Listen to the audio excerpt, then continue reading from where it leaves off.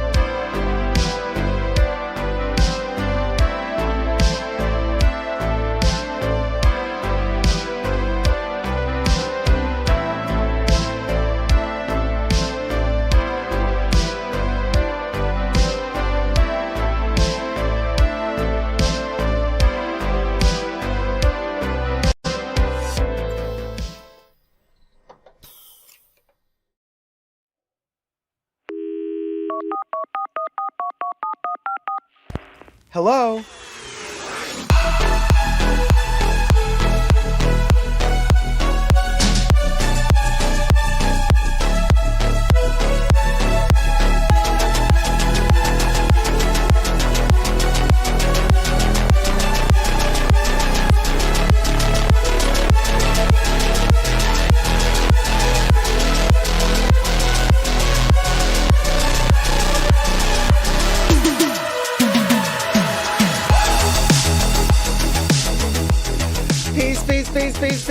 Peace, and welcome everybody to the main attraction of any weekend, really, the Fashion Bunker. Where else do you want to be in a weekend? Especially in the middle, well, no, actually, it's the end of the year. What am I talking about? Like in the middle of the year. Sure. Where's my center here? Oh my gosh. Hi everybody, welcome. Hold on, my chats. Hey Kev, hey Smurfette74, hey Aish, hey Sylvia, Jocelyn, 5 foot nothing, Pow, the Nectarine Man, Mika Brock, girl righteous, Amy Carmen, Trina again, Alyssa in Wonderland, Love, Hella Barbara Rank, Beautiful Steps, Girl Vertiginous, gotcha, T-Pal, Cecilia Brown, Letty, ESD, Tracy B, Isla. I think I've also seen Debbie in the chats. We got Jizzes and Chizzes, Linda Staudinger, Miss Nicole, Corey Emerson, Vicky Maria Emania, there's Jizzes, gotcha, Katie, Alberto, Marina, Chizza, there you go, Chizzes and Jizzes, Mars, Amy again, Yori. Hi everybody, oh my god, so many people. How amazing. Thumb up the live stream. It's kind of very rare to see so many people at the beginning of the show already having tuned into the live stream. This is kind of like one of the records. So 100 people watching, 55 likes. Girl, we can do better. Zubetta, peeps. Zubetta. Oh, hey, Teresa McGuire. How's it going, sweetie?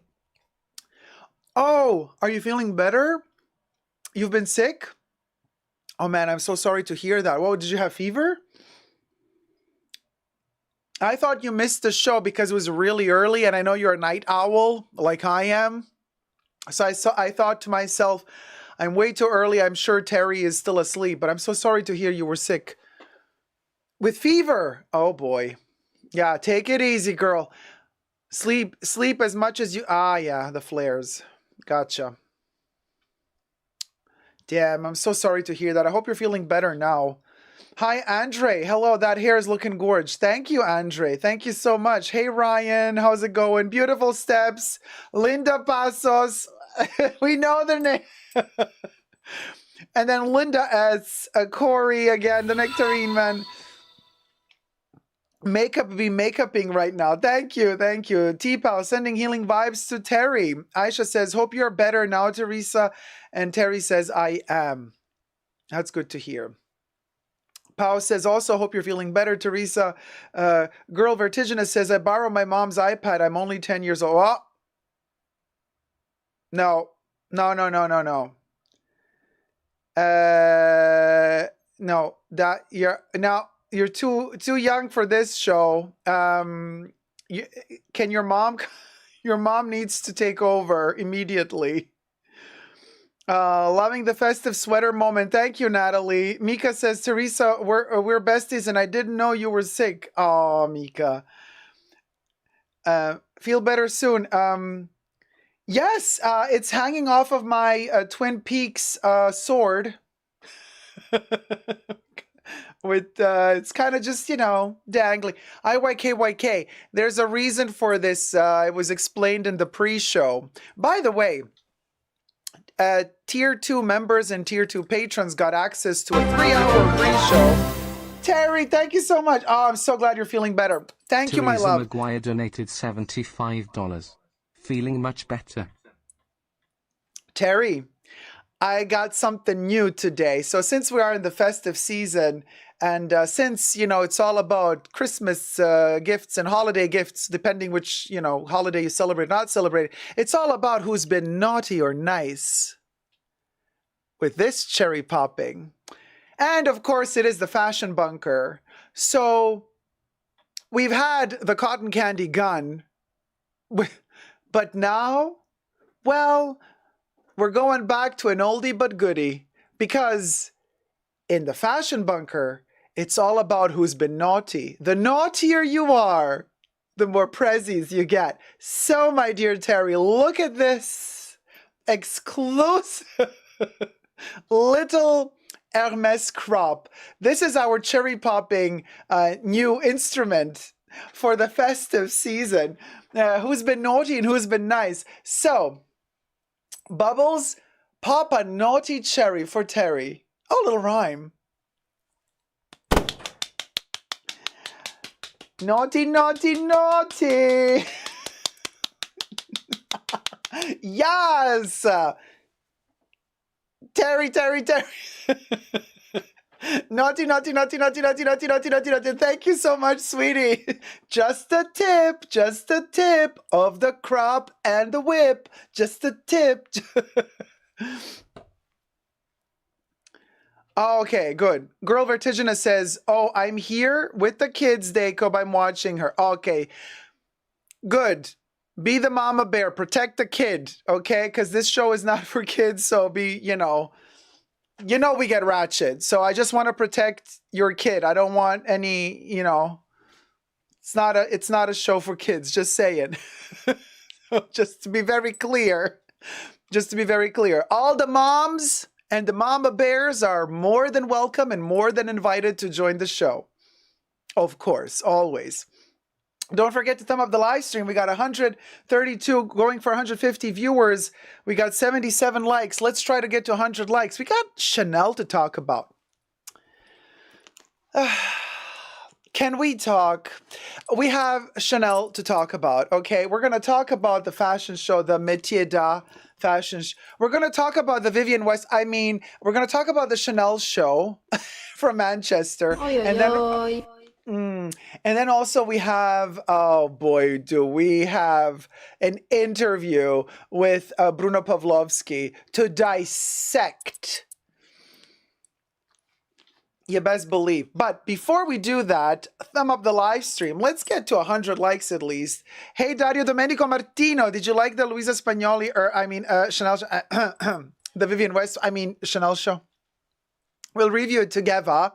Hey, Odd Pink Ray, Mika Brog, Trina, Rails Closet. Hi, everybody. Thumb up the live stream as you're joining. Hi, Zara Justina. Hi, Fashion Bunker fam. Happy Saturday. Happy Saturday, Zara. Good to see you again today after the pre-show. Speaking of the pre-show, I was saying we had a 3-hour-long pre-show today, which was exclusive to Tier 2 members and Tier 2 patrons. Become a member today. Push the join button and gain access to extra perks, including every Saturday special pre-shows. That's for Tier 2 members and patrons. Tier 1 members and patrons get access to the pre-show every first Saturday of the month. That is including the Essentially Dacob members. Yes, my perfume channel also has memberships now, so join me there as well for extra perks.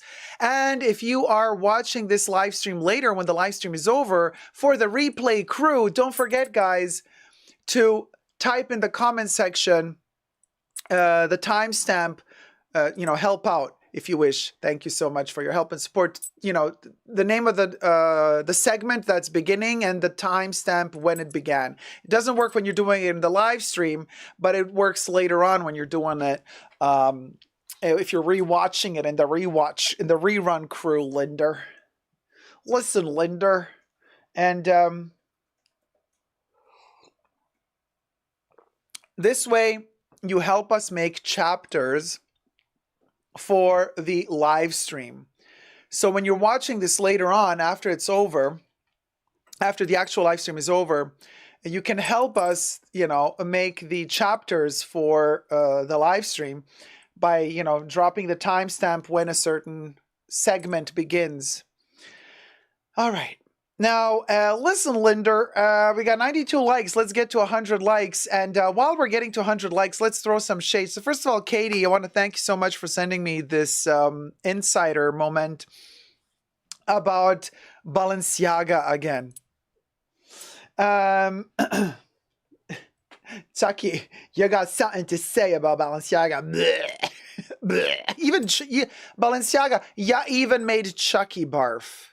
And if you make Chucky barf, you know shit going down. So, so the show that was just the cruise collection that was just that just premiered a couple of days ago in LA, Balenciaga. You know, the Kardashians.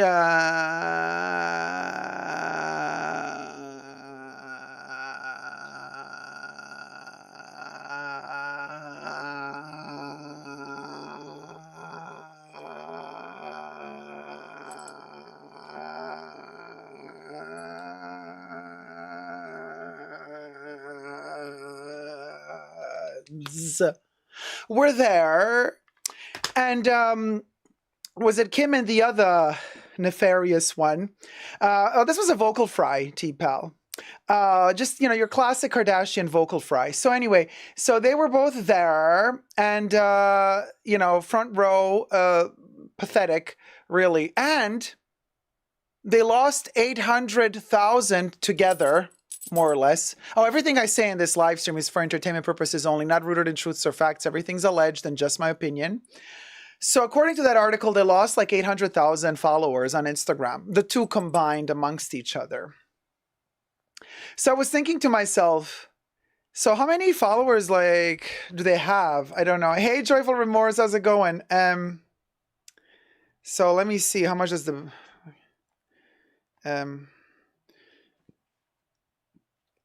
oh, okay, well that's a lot. So 364 million, Linda. So I don't know how much the sister Kendall and her, between Kendall and Kim, they lost 800,000 followers after they showed up at the Balenciaga show. As they should. They should have lost all of them, really, for supporting that awful brand. Accountability much? Shame on you, Kim. You're a mother on top of it all. And then you're endorsing this brand. It's really gross. Anyway, so I was thinking to myself, so betwixt the two, they lost 800,000 followers. And I thought to myself, oh, well, we finally know how many real humans followed them and how many bots were purchased, allegedly, to follow them. So let's do a quick calculation. It appears as though now she lost all the human followers and she's left with 364 million bots following her. Well, good to know. We'll go. The humans have unfollowed the Kardashians. Cheers, sweetie. Allegedly.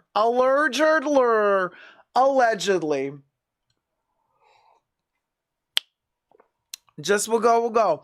Now, of course, I am that shady bitch, and you are in the Fashion Bunker. Look at this beautiful little place. Just sit down, enjoy your sizzling cup of Barbie tea as we throw the most monstrous shade towards whatever claims to be pop culture today. Girl, give me a break.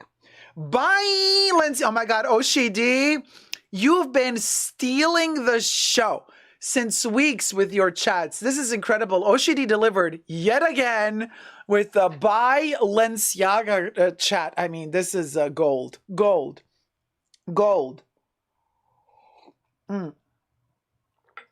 Oshidi, shoot it to your family. Hit it, Aish. Shoot it to his family. There you go. That's Aish for you. Thanks, Linda.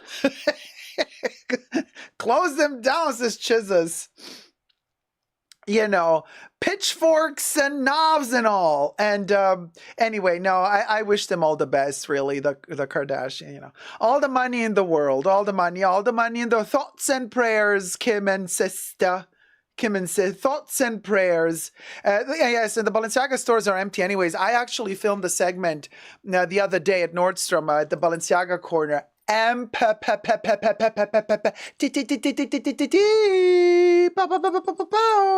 So, speaking, but it's not just Balenciaga. It's almost all luxury stores. And speaking of luxury stores, we also have the situation going on where, well, we're going to talk about it. It's one of the segments of today. How do luxury stores still try to fake it till they make it? In other words, well, they're not selling as much as they used to. What are they? But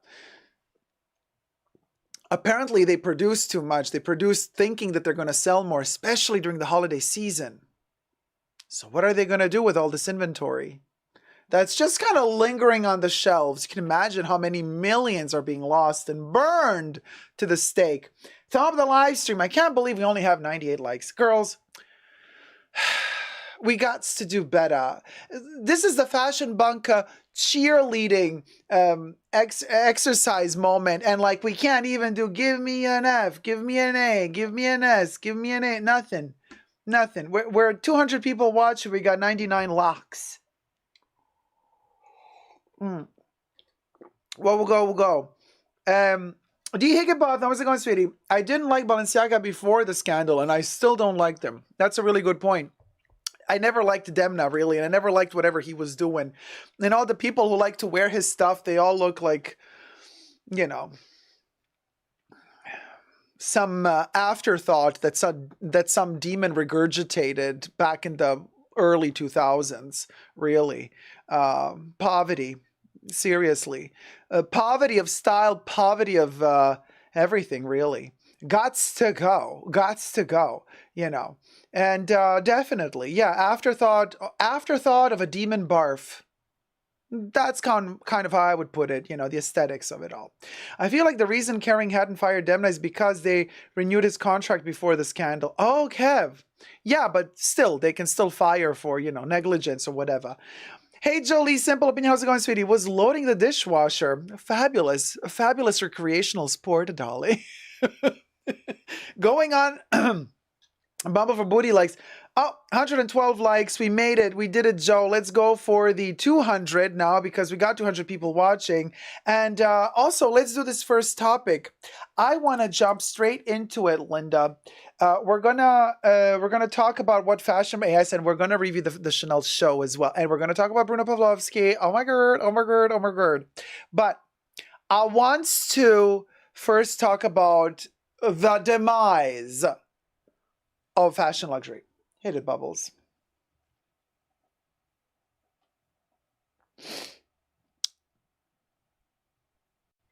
Oh, actually...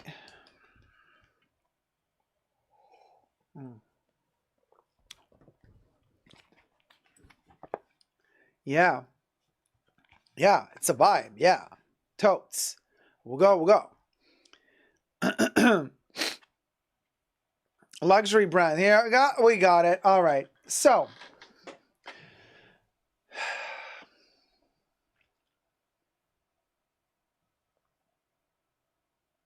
hi everybody, Dacob here. Welcome back to the Fashion Bunker.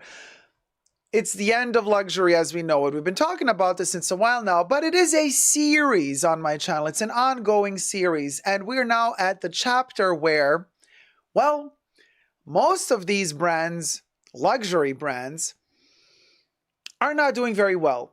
And the proof is beginning to be inside of that pudding.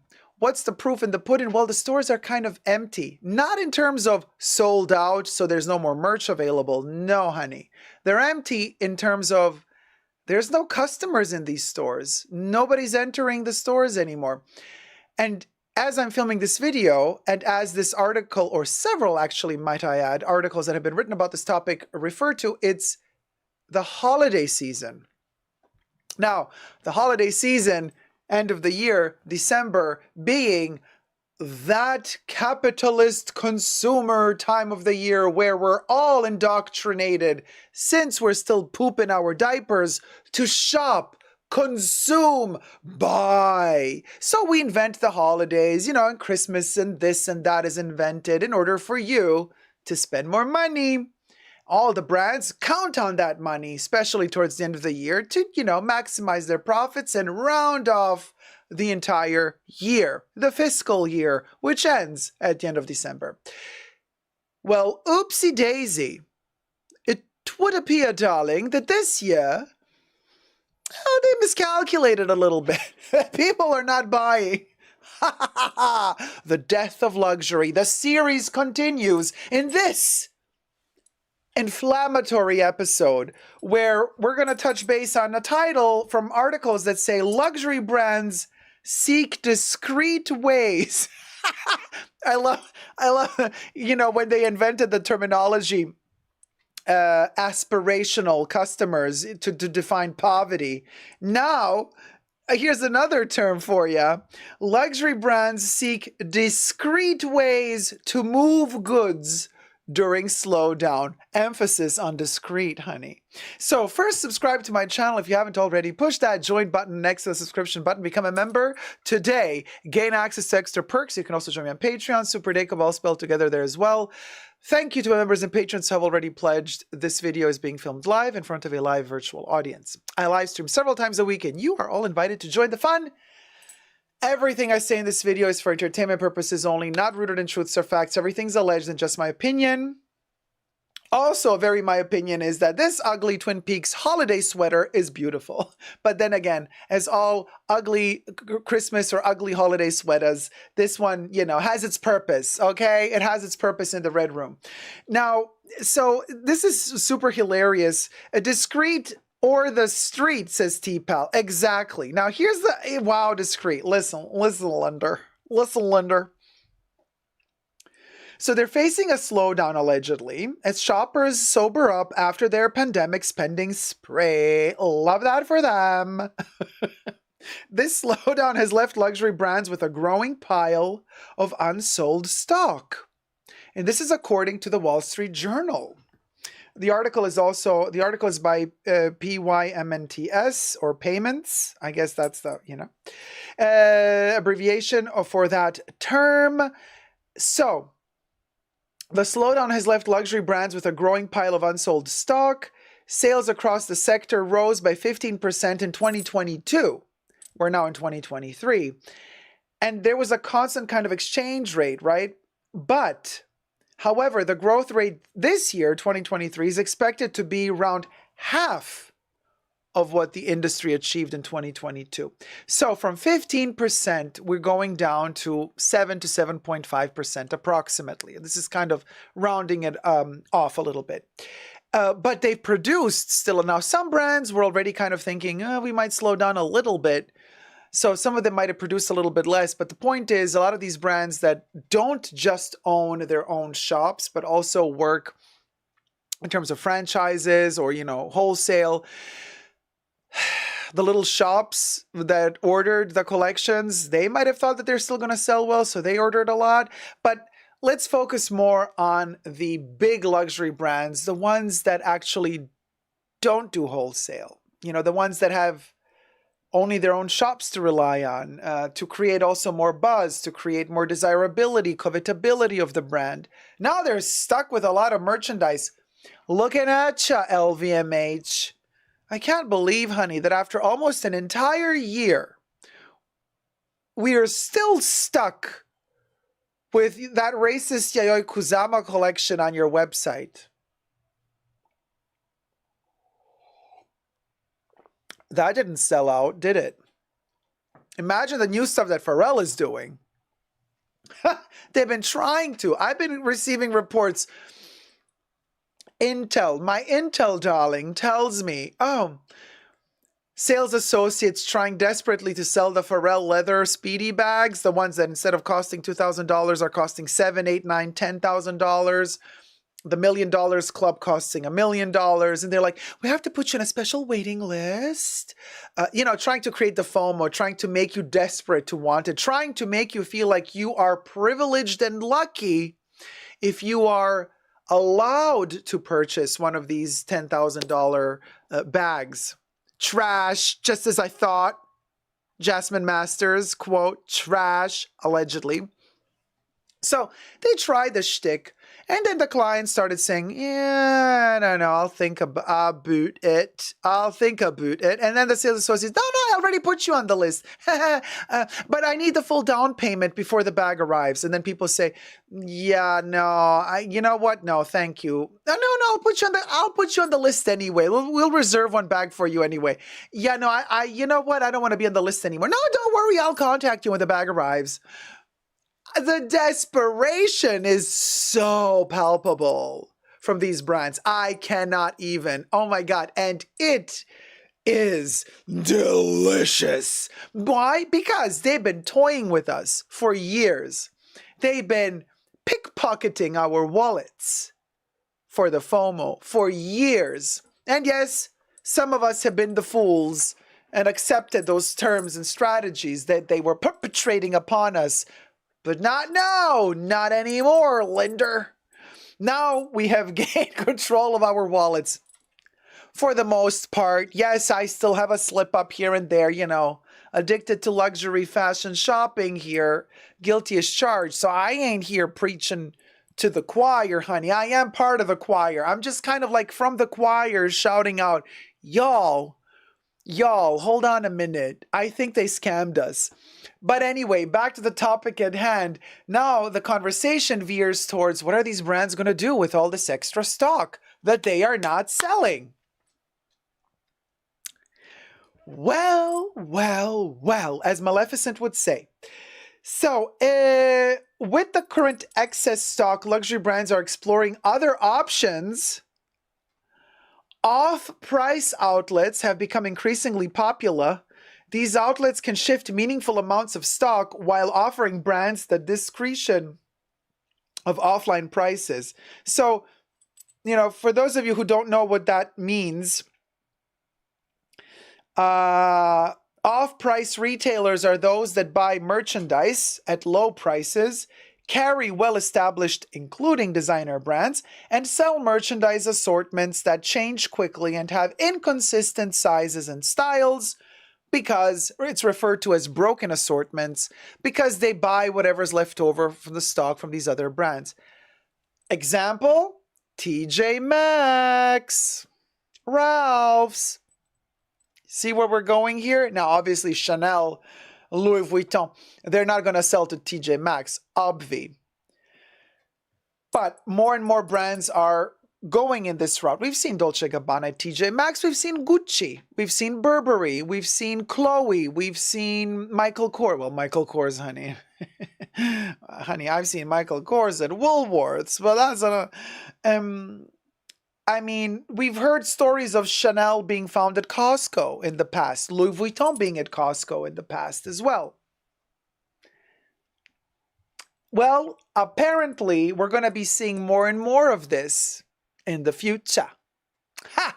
Interesting. Now, not everybody relies on this. Other people, other brands rely on the brands that control their own stock, that do not do wholesale with other businesses or with other shops, but just sell in their own stores. Well, they usually adopt that wonderful technique of not preserving the environment, not caring about sustainability. What do, Linda? They burn all the clothes that were not sold. Thankfully here, Europe, the European Union at least, wakes up and says, after decades of, maybe even more than centuries of this practice, finally Europe wakes up and is like, listen, Linder, maybe it's not a good idea to allow all these brands to burn whatever's left over.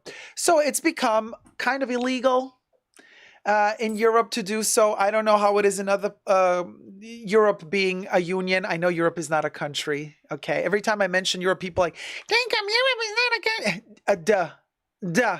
Duh. Anyway, so here's the thing. In some countries, you could burn. Some brands will ship over to those countries and then burn. Finding ways to smuggle the stuff outside of the European Union. Allegedly. Interesting, right?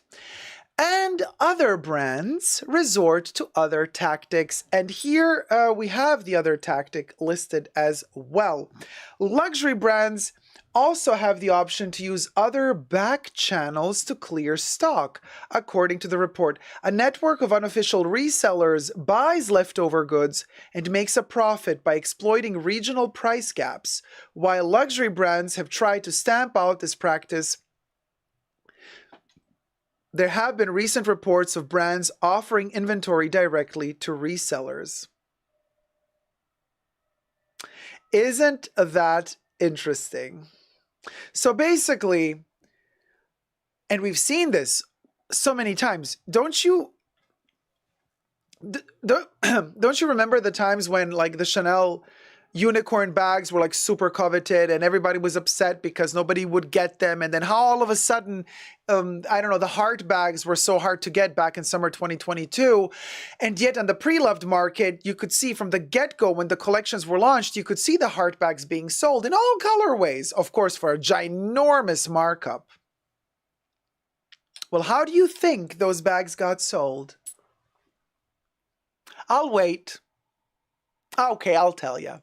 Well, imagine a luxury boutique having all sorts of products in it, but then there's only a few products that are really coveted and people really want them. Let's say, I'm not talking about any brand in particular here. I'm just talking about a luxury brand. No luxury brand in particular. Let's say that luxury brand creates a very coveted bag. I'm just saying random stuff here. A heart-shaped bag. No brand in particular. And that heart-shaped bag turns out to be the most coveted product that year. Everybody wants one, everybody can get one. That same brand also produces clothes. A lot of it ugly. Not everybody wants to buy it. And also shoes, some of them amazing, some of them ugly. Other accessories as well. Now, but they can't just sell the heart bag. They also want, they have to sell the other inventory as well. Well, the resellers come in very handy here because imagine the staff of the boutique. Officially, they're not allowed to do it because the brand says no. No. Zonzue. But Zue. So they tell this reseller, and they know who the resellers are.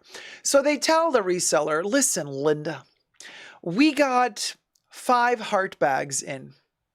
We can sell you all 5, but you have to buy 10 pair of trousers that nobody wanted, buy that stock away from us, of course at full price. Also buy those ugly-ass cardigans that also nobody wanted, and also buy those shirts and all those accessories, And then when you buy that off of us, we will also sell you the 5 bags. Then when you resell the bags, you cover your loss for the other clothes. You will resell the other clothes as well, obviously, at your discretion and at your time. Now imagine that happening post-pandemic world where sales are dropping, but there's a lot of inventory to be moved. Obviously, other ways of doing this, getting rid of extra stock but they've been doing this all the time. It's not like anything has changed since then. Sample sales, VIP client sales, professionals from the industry get invited to special sales as well, and then staff sales. Then whatever's not sold, they find a way to destroy it somehow, to dispose of it somehow. But those practices have been done in the past. Hermes also does a special sale like once a year where they invite all their VIP clients to access that sale. Chanel, they did twice a year sales in their boutiques and anybody could access those sales. Then a couple of years ago, they stopped doing that and they only made their sales for VIP clients. So they would not have on the sales floor any sign that says in this corner there's stuff on sale. No, they would have to tell you like, listen, we have stuff on sale. They take you to the back or they take you to the dressing room. They bring into the dressing room certain pieces that are on sale for you to try on and decide whether or not you want to buy them or not. Now that everything is slowed down, the sales have slowed down, I wonder if Chanel is also going to, from next year, implement the return to the regular sale period, just like saying, okay, after, Christmas, sale for 3 weeks, and then after June, like in July, sale for 2 or 3 weeks. Louis Vuitton doesn't have sales at all. They have that weird online platform where stuff is kind of available, which is kind of like their own outlet, but it's an outlet, non-outlet, very bizarre as well. But now as time is passing and less people are buying, but these brands are producing more and more. Chanel, Bruno Pavlovsky, just in an interview a day or two ago, said that Chanel is still opening like at least 2 to 3 boutiques every year, new. They're not closing down the old ones. They keep adding new ones. If you keep adding new boutiques, you keep opening new stuff, well, then you're going to need more inventory for those boutiques. So you will be producing more. So you are expanding your production. So you are producing quicker, aren't you? Plus 10 collections a year. Louis Vuitton, I can't keep up with the launches anymore. It's like every day I wake up, they're like, here, new bag, new collection. I'm like, whoa. And then we end up with stuff like Yayoi Kusama almost 1 year later, still online on the Louis Vuitton web shop, not sold out for the most part. So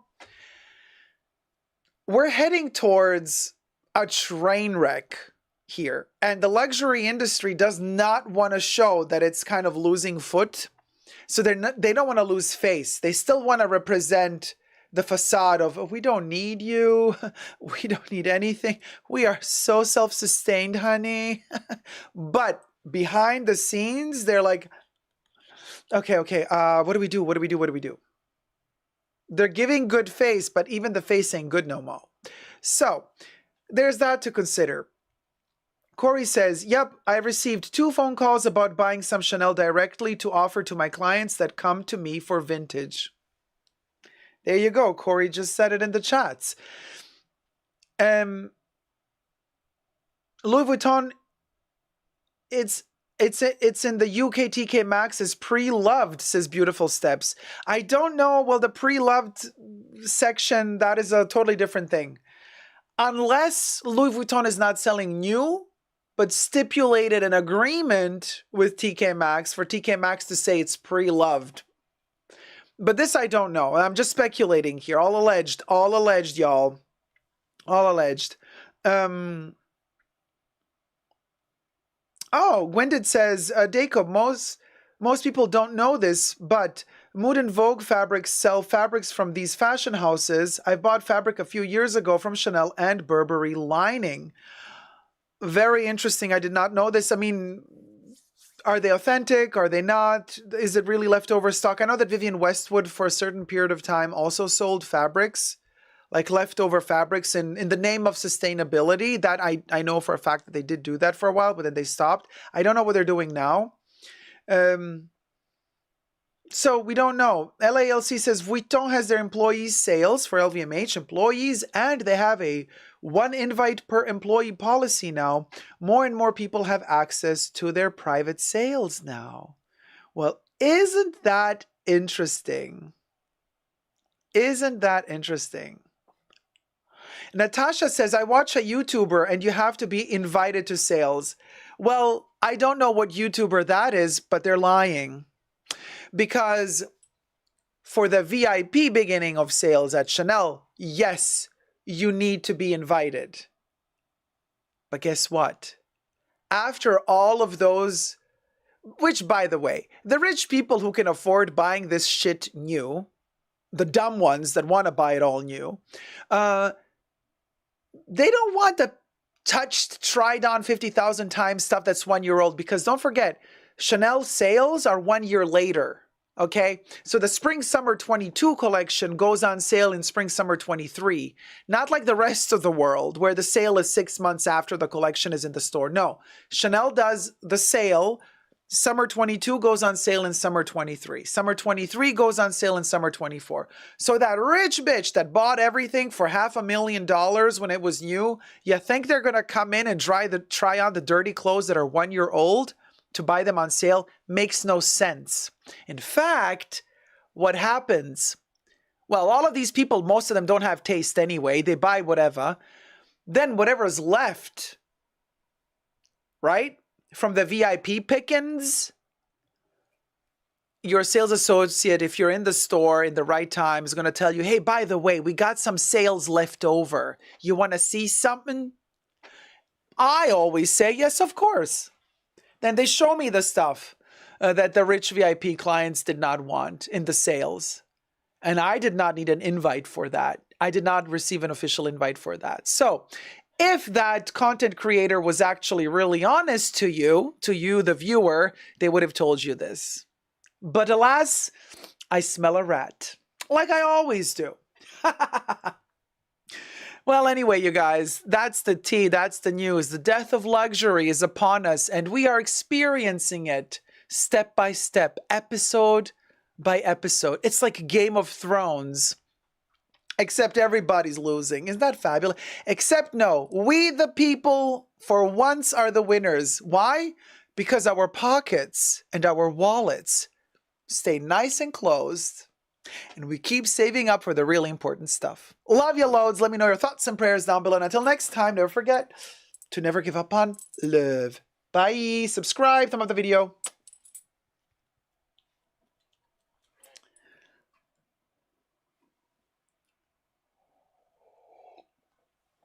Thank you, V-Sense. I look very affluent today. Thank you. Hey, Lucas. Happy Saturday to you, too. Kev, I think they're going to start doing that. They're going to cut the tag off and send it to Goodwill. Yeah. Underside, but I saw the bolts. I'm just saying the sales associates say they have to mark it sample at bottom of wrong side, so it's tech ruined, but it doesn't show up sewn. My wallet is a slave to car reaping right now. Oh, D. Sorry about that. Natasha Brown, thanks for the information. You are most welcome, my dear. Corey says, I got those 2 calls this week. Ha! We'll go. The last Vuitton sale in Paris had a lot of Virgil ready-to-wear logo stuff. The prices were good. My nephew bought some stuff. Well, there you go. Good for them. Hey, Ophelia. Hello, Dacob and Fashion Bunker. How's it going, sweetie? Thumb up the live stream. We're going towards 300 people watching. We got 135 likes. Let's get to 200 likes, you guys. Hi, MC. Bottega Outlet has been showing 70% plus off on very hot items. Oh, good for them. Bottega Veneta, huh? Well, we'll go. Terry says, so many brands are sending me multiple texts and emails trying to get me to buy. It's driving me nuts. Surprise, surprise. It's the end of the world as we know it. Actually, the end of luxury, darling, as we know it. Bottega Veneta. Vicent says, you should see what Chanel Beauty does when they are returned. They compress the items and trash them. They do the same with sunglasses and eyewear. Allegedly. But then again, how would I know? I don't know anything. As Socrates would say, the only thing I know for certain is that I know nothing at all. Paraphrasing here. Ann Chambers says, I got a bag for $35 at a thrift shop in Springfield. That looks a lot like a nice fake YSL bag. Oh, we'll go. But then again, this is kind of the situation where also places like the luxury outlets, such as Cosette, come into play. They're also the ones that buy in bulk leftover stock from all of these brands, allegedly. Hey, Caroline Steele. Good evening to you too, sweetie.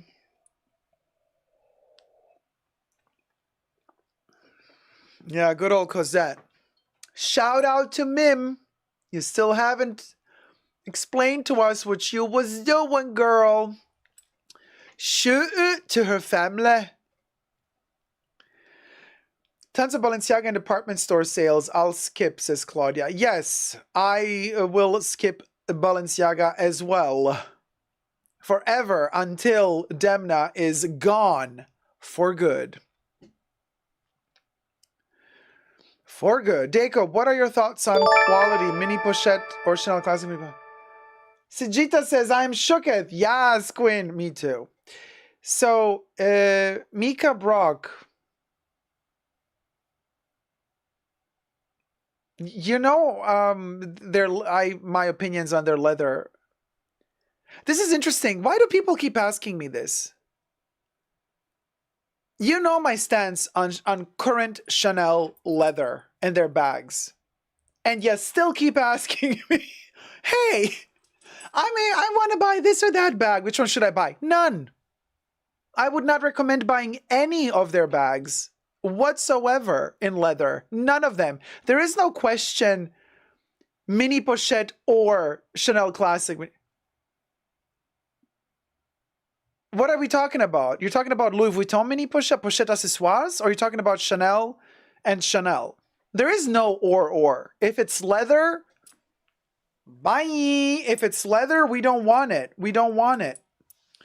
I don't want it, personally. You do you. But you know my stance on this. Their leather is terrible at the moment, in my opinion only. So if you're going to put two current 2023 Chanel leather products in front of me, like, which one do you choose? I'll be like, so it's shit or shit? Yeah, I don't do shit. I'm sorry, you know. I don't do it. I don't do it. This one is more runny. This one is more firm. It's still shit to me. You see what I mean? We would not go, allegedly. Fjord Perfect says, destroying stock, this shows how much they value their own craftsmanship. They don't care about the freaking craftsmanship, you guys. They care about the image and the money. That's it. They want to create the illusion of rarity, scarcity, and with the pricing that's so high, they want to create even more that desirability. Oh my God, I want it so bad, but I can't afford it. So, that's all it is. It's a game. It's brain manipulation.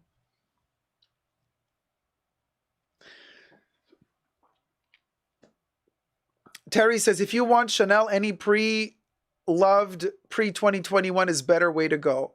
I completely agree with you. This little beauty here is the small Timeless Classic double flap, black caviar gold hardware from 2015. So I've had this bag now almost 10 years, right? It's 8 years. Wow. Oh my God. Really? Yeah. 8 years. That's what used to be Chanel quality. That's what used to be Chanel quality. I cannot believe I've had this game. I've had this bag for 8 years. This is a very, very special bag to me because, so I don't know if I've ever said this before, but when my dad passed away in 2015, this was his last gift to me, actually. So now you know. So this is, it's also the only Timeless Classic double flap. I have 255 double flaps, you know. But this is the only Timeless Classic double flap that I ever really needed in my collection because it's from my dad. So very, very, very special. So this is double extra special because it's my dad and because it's Coco, and because the quality was still really, really good back in 2015. So there's a lot of reasons why I cherish this bag so much. Would I ever want another one? I don't need it. I don't feel that urge. You know what I mean? It's like this thing, this one bag is already, it satiates me. Yeah, it satiates me. It's like a really good meal. You know when you've had a really good meal and you feel really, really good after it and you're not craving even more food? Sometimes you know when you have a meal that's not the best, like it doesn't really hit the spot. Like some meals might be nourishing, but they're not really nourishing for the soul. Like you're thinking, yeah, okay, I got the vitamins, you know, I got the greens, I got the vegetables, the fruits, I got the protein, whatever, blah, blah, blah. But the flavor, it didn't really hit the spot. You know how sometimes you've eaten, your stomach is full, but you're still craving something because what you just ate did not hit the spot. Coincidentally, you get the same with buying things, you know, if you don't really buy the thing that really hits the spot, right? Well, this one hit the spot. This was like that meal that really hit the spot. The nutrients were all there. The nutrients were all there. The flavor was there. It was exactly what was needed. And then you're satiated. You really, really, really feel good for a very, very long time. That's what this little bag is. So we'll go. You know. Hey, Rich Mitch, how's it going, sweetie? Tommaso says, emotion value is bigger than money value. I agree with you. Totally. Tipa says, oh, that's beautiful. Thank you, Dad. Rich Lux was missing his dad today and took a mental health break today.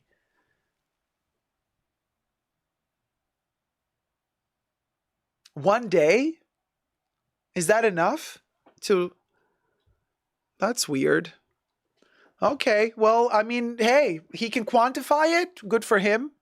I would not be able to quantify something like that. I wouldn't be able to say, I know now that I'm going to need only one day and then tomorrow I'll be back.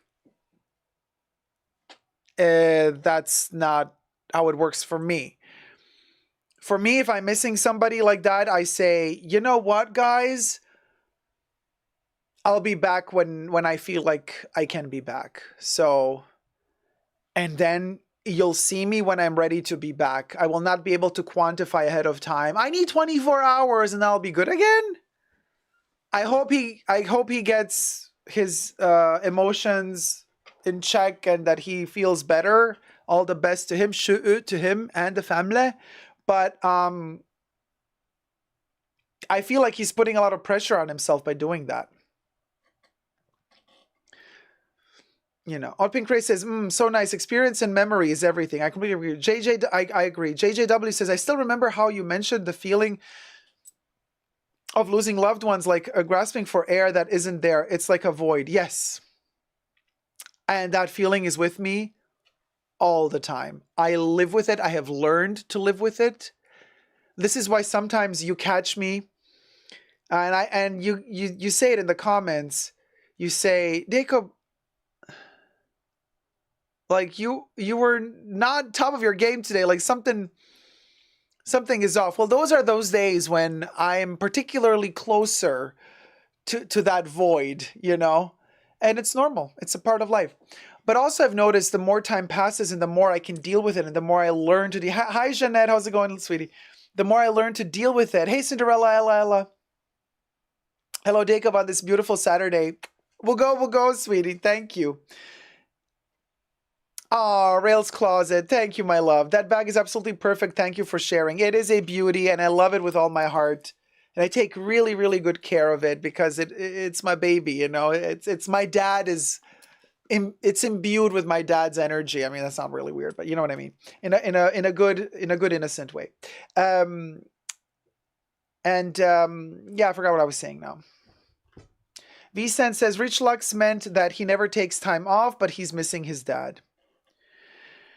You see,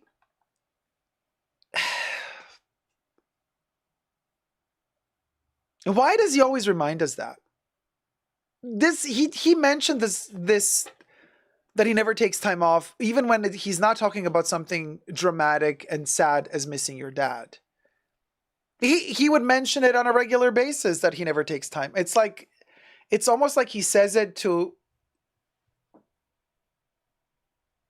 double, I don't know, to need to prove a point that he is professional. I don't know. I don't know. I wish him all the best. You know, I love Rich Lux. You know, we even, did a little video together. Hey, Tanisha, but I'm just saying, you need to prioritize better. You need to prioritize better.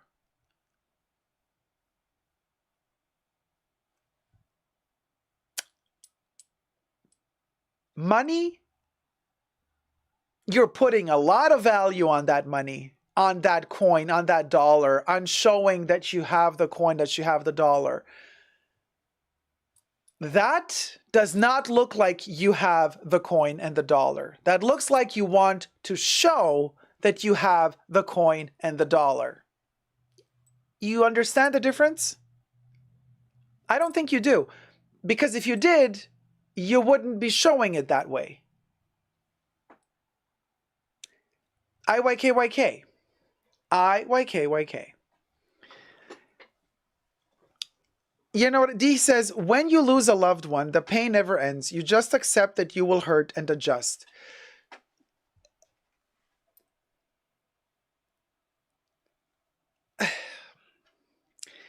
The pain never goes away. Never. Never, never, never, never. You learn to live with the pain. My older videos, this is what I was going to say before and I forgot. On my perfume channel, essentially Dacob, go subscribe to my channel over there. Also become a member over there. There's a lot of fun videos, all perfume related. I am slowly I'm posting new content on that channel, but I'm also from time to time posting videos, perfume videos that I filmed on my main channel that I'm slowly, transferring to my perfume channel. Those videos are from several years ago. Some of you don't read the description box underneath the videos, and then you miss the point that those videos are from several years ago. And usually who follows me on my channel here today, right, and then watches a perfume video of mine, doesn't read the description box and doesn't see in the description box I explain, this video is taken from my main channel. I'm transferring slowly my perfume archives to my new perfume channel. The video you're about to watch now was originally published on my main channel back in 2016, 15th of September, blah, blah, blah. Like I explain it under every video I describe. If it's a new video, it's a new video. It hasn't been filmed before, duh. But if it's an archived video, then I describe it as an archived video. People who don't read the description box sometimes think, oh, this is, Dacob just filmed this video. It's a new video. And those people usually comment saying, oh, Dacob, you feel like you're a little bit under the weather here. A little bit more sad. Of course I'm more sad. Of course I'm more sad because I have less under control that sadness for having lost my dad. Because the video from 2016 was closer to 2015. My dad passed away in 2015. So it took me years. And you see that progression. You see the progression and the evolution of the mourning, the grief. You see it. I don't have to talk about it. You see it. You see when I'm more perky and less perky. I got better days, I got worse days. But if we go back in time, those videos that are closer to the 2015 era, post 2015, of course, not pre, there's more sadness in my eyes. There just is. It's not like you lose a dad every day. You see. So once it happens, it's a huge thing, and you have to learn to keep living with that pain, with that sorrow, with that void. And you build around that void. You create a whole new world around that void. You have to. You have no choice because you are still alive. You keep living. You just have to learn to build around this new architecture, this new natural cataclysm. This void is there. There's nothing you can do about the void being there. You cannot fill that void. You cannot shut that void. That void is there forever, as long as you're alive. All you can do is learn to find the terrain, to find the earth around that void and start building there, surrounding that void. That takes time. It takes time to realize that there is ground around that void. It takes time to set foot on the ground around that void. And it takes time to learn to build anew around that void. So the more time passes and the more I have built around that void, and the more I build around that void, and the happier I become because I learn how to deal with it. It becomes easier. It becomes easier. It becomes easier because you realize there is still life to be lived. There is still happiness to be had. You know, whilst never forgetting about the void being there. It's always there. It's always at the center of your world. Whenever you look down from all those buildings you've built around the void, you look, oh, there it is. Wherever you look, you'll see the void. But you're looking at it now after so many years. You're looking at it from this entire new world you've built. And that gives you happiness because you learn to coexist with the void. You see, so yes, am I in pain? Of course. Of course. Are you kidding me? Every day. Every day I have the pain of the soul. But I learned to live with that pain. I carry that pain like a medal of honor. It's a pain in memory of my father. It's like when a family member of yours dies that was in the army, a veteran, and then you are given at their funeral, they give you all their badges of honor, you carry those. That's a symbol. I don't care about the medal badges of the military. I really don't. In general, the military for me and the weapons, it's terrible. But it's a symbol. You're not carrying the actual medals. You're carrying the pain. The pain is the medal of honor that you get to carry for the rest of your life. That's what it is. That's what it is. And you learn to carry them with dignity and pride. Dignity and pride also enthrall completely a sense of humor, comedy, be able to laugh about it. Being able to laugh about it doesn't mean that you're disrespectful to the loved one that has passed. No. It means that you are capable of seeing the irony of life. Because it is ironic, isn't it? It's quite ironic. We come to this world, we live, we grow, we struggle. It's always a pain in the ass. And then you kick the bucket. When you least expect it, it's over. Isn't life a gas? Think about it. The most sarcastic sense of humor. Life. Life has the most sarcastic sense of humor. We grow into our grief. That's a good one, Anna. Oh, T-Pal, thank you. So well put, Dacob. Thank you for your insight. Thank you, T-Pal. Johnny says, my dad left the country with no explanation. It's very hard for me to process. But he's still alive? Teresa says, my mom has been gone 15 years and her birthday is Tuesday, December 12th. She would have been 77. She died when she was 61. She had lupus like me and her heart was affected. And then she developed cancer. I'm so sorry, Teresa. And you learned to live with the void. You remember her. The birthday is next week. You celebrate her. You celebrate her memory. That brings her back to life. That's something I've learned about my dad. It's very clear to me, every memory of him that I have, every time a memory is activated inside of me, my soul, my mind, I see him as alive. He lives again through my memories. It's a wonderful feeling. Wonderful also consolation because he's physically not alive, but spiritually, he never died.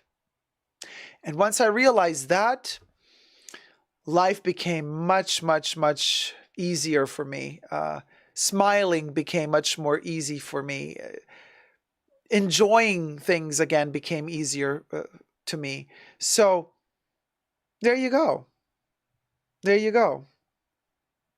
Jesus says, Earth wants all of us dead. Isn't it funny we fight Earth for Earth? Earth wants us dead. No, Earth doesn't want us dead. Earth is, you're talking about nature, maybe, or you mean Earth. I lost my dad 9 years ago, says Natasha, and he was a veteran.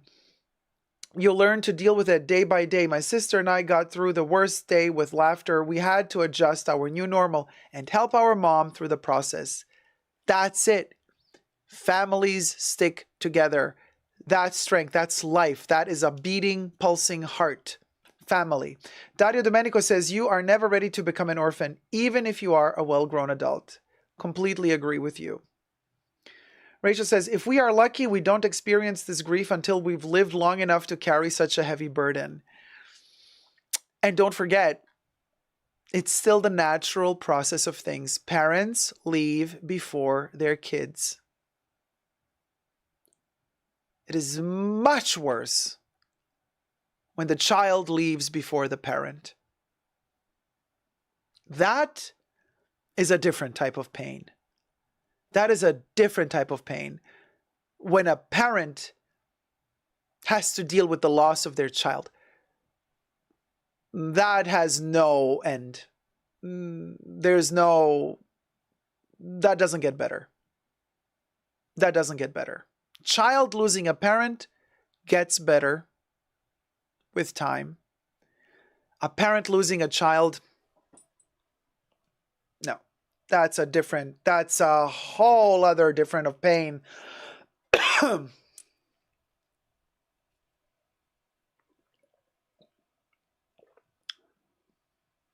Whole different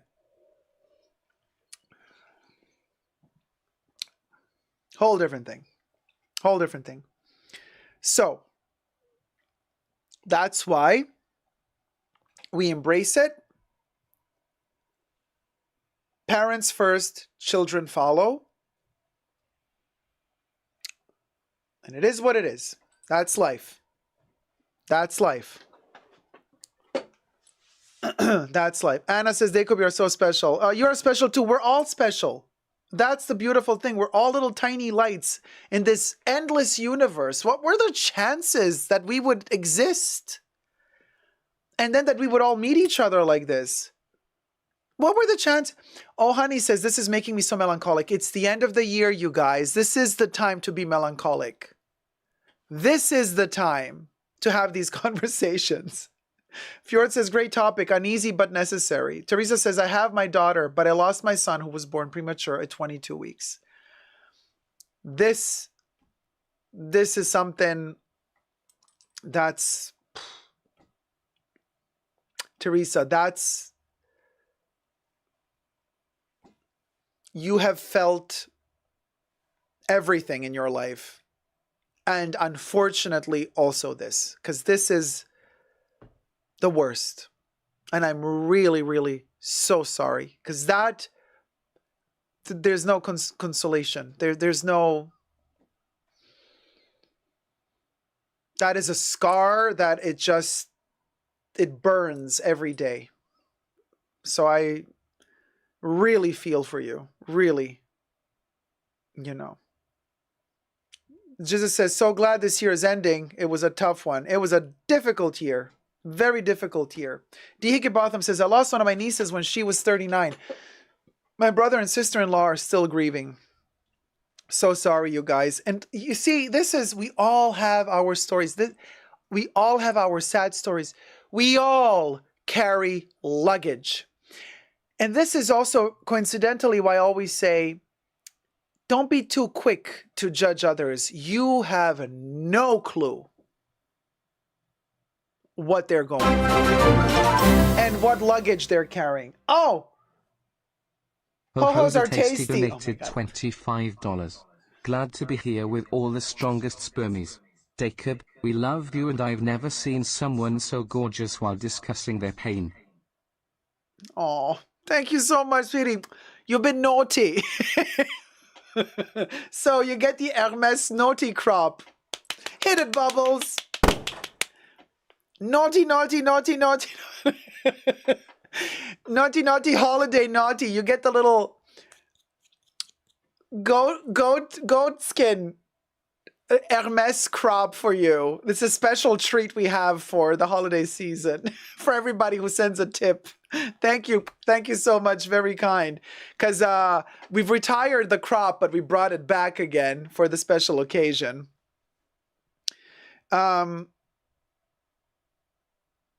We all carry this luggage. And the beautiful thing is, you guys, that we're not scared here in the chats in this live stream to talk about it, to embrace the pain. You know how important and cathartic it truly is to actually not be afraid to share the pain with each other. It's a beautiful thing to why do you always have to share only the success stories? You know, sharing this moment of truthfulness, honesty, emotional bonding, so important because it makes your pain easier to bear because you realize, oh, hold on, human beings are social creatures. We're meant to bond. We can carry each other's pain together. That makes life easier. But guess what? That also makes life more beautiful because we realize, well, you know what? Maybe we're not alone after all. You know, maybe this was meant to be this way. That's the thing, you guys. That's the beauty of it, you know.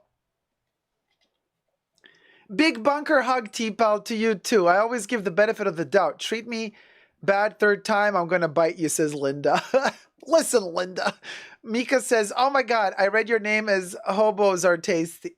I read ho-hos like hoes are tasty. I'm like, yeah, hoes are tasty.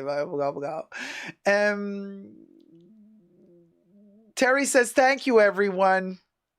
Jesus says, we all carry a baggage. Just make sure it's not designer. True, because the designer baggage falls apart quicker than the other stuff. You best believe. So, yeah. And hey, Rage. Sorry if I missed some chats here because I'm talking a lot and then I know it's all scrolling, so I miss a few. My apologies. Not intentional. Not intentional.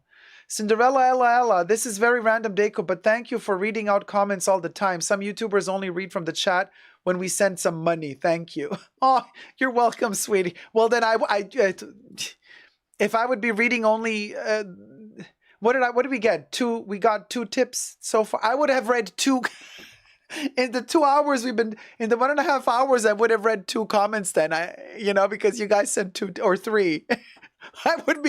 It would be very limited interaction, wouldn't it? If I were to only read people's comments if they send money. Dacob, you should have been a preacher. Love your insight. Well, just Joe, welcome to the Day Cult. This is the church. It's a cafe church, okay? So there you go. Beautiful Step says, thank you, Dacob. We'll go. I'm hearing you just can't talk about those scars. Don't worry about it. You don't have to if you don't want to. Nobody's forcing anybody to do anything they don't want to do, y'all. It helps to know we are not rowing the boat alone. Exactly. Hugs and kisses, Dacob. You too, Jeanette Corey says, that's why I love these lives. It feels like me and a bunch of my friends talking. Andy. Oh, wait, let me scroll down again. Andy. Andy said, in 2017, I lost 7 members of my family, including my mom and my husband. I never had time to grieve for one at a time. Terrible. But don't underestimate the strength of your core, your inner core, your soul. You will find a way. You will find a way to separate and grieve for each one of them. It's all tangled up, but it will very slowly, but it will detangle. It will open up and everything will find its place. You have to trust yourself that everything inside of yourself will find its right place and time. It just takes time. That's what it does. So, now, Vicent says, are you going to TikTok stream like Jeffree Star? Joking. I know you have more class. Who's Jeffree Star? Forgot. The resilience of the human spirit is miraculous. Oh, Amy. Preach. Amo, love the rants. Thank you. Mika says, oh my God, Andrea, I can't imagine. I'm so sorry. Oh, I missed that one. Oh, no, I didn't miss that one. Andy. Yeah, our Andy. Yes. Thank you, Angela Y. You have a beautiful personality. Thank you. Thank you. I'm a very old soul, Linda. Listen, Linda, 237 years old. So, yeah, the shade. The shade. Yes. The shade. Yes. Who? Where did you get all your wisdom at such a young age? 237. You must be an older vampire than me. I mean, if you think that 237 is young. But yeah. So, Amo, what is the topic here? Oh, you know, Amo. Death. Losing people you love. You know, the light-hearted topics one talks about at the end of the year. but make it fashion. Speaking of death of something, should we review the Chanel fashion show? What a segue, bitch. You see, this is why I love life. We can talk about kicking the bucket, and then 1 minute later, we're like, listen, Linda. Chanel! Yeah. There you go. You got to know how to pivot.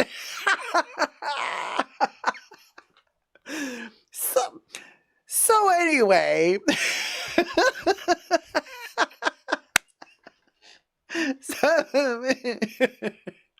From kicking the bucket. No, Nectarine Man. No, this is from kicking the bucket to bucket kicking. Pivot! Hey, Jane Davenport. Cha. We're going to pivot. Oh, man. Anyway, Wendy Williams' voice, like, they kicked the bucket. Well, okay, in other news, Wendy Williams, God, I love her so much.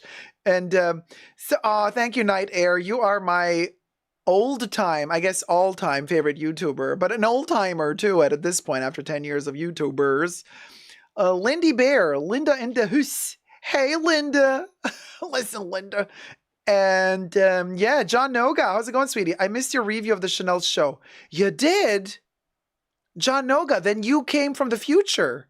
I am confusion. I think you were in the future, and now you kind of found a way to travel back in time. And now you missed you missed my Chanel review. But now you're back. Well, I got news for you, John. We're just about to review the show.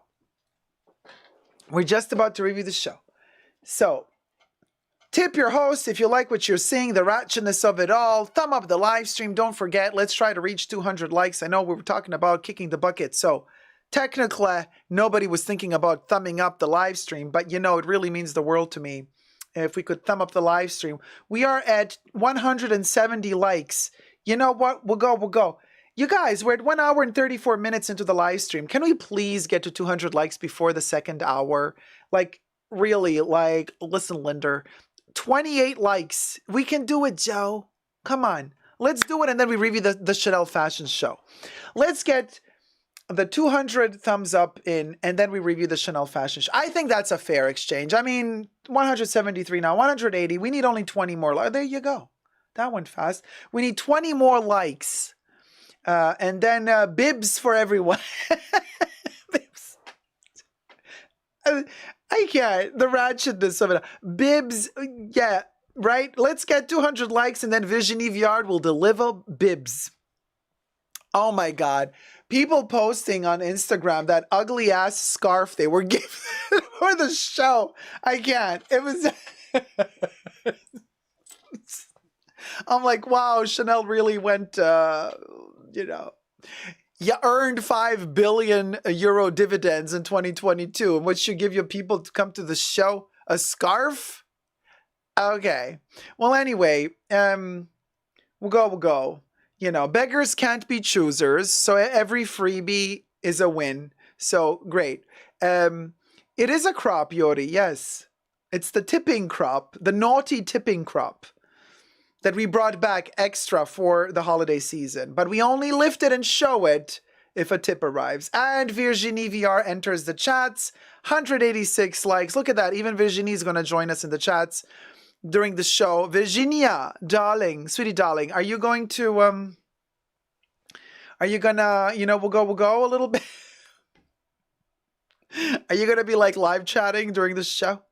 Just the tip, baby. 186 likes. We need 14 more. I was thinking the same, Jesus. Maybe Virginie Via is drooling a lot, so she creates the bibs just in case. You know what I mean? T-Pal has been a member for 20 months, Tier 2. Thank you so much, T-Pal. And here is the 20-month Tier 2 membership super chat. Manchester awaits the bunker. Please thumbs up. Thank you, T-Pal, so much. 187 likes. 13 more to go. And then we're at 200 likes. And then we can review the show. Good night, Jeanette. Time is of the essence. When are we going to the Chanel show review? I am bored with the rant.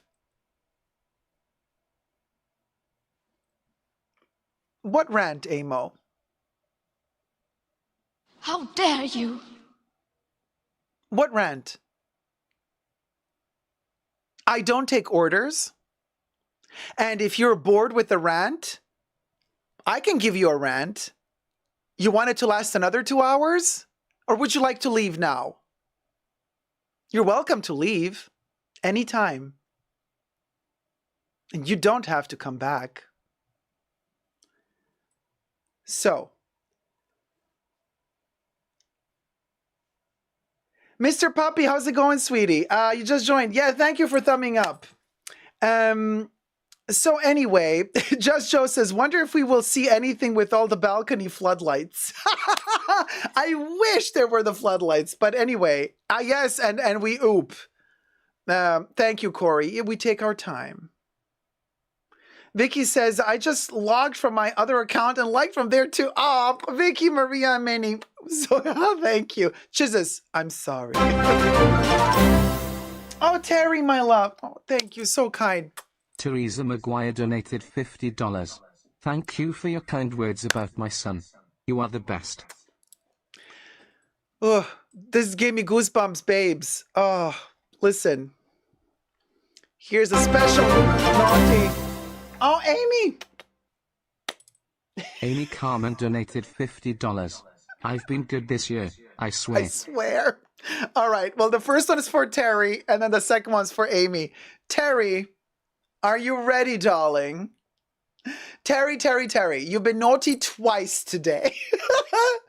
You've been naughty. So, oh, I'm thinking.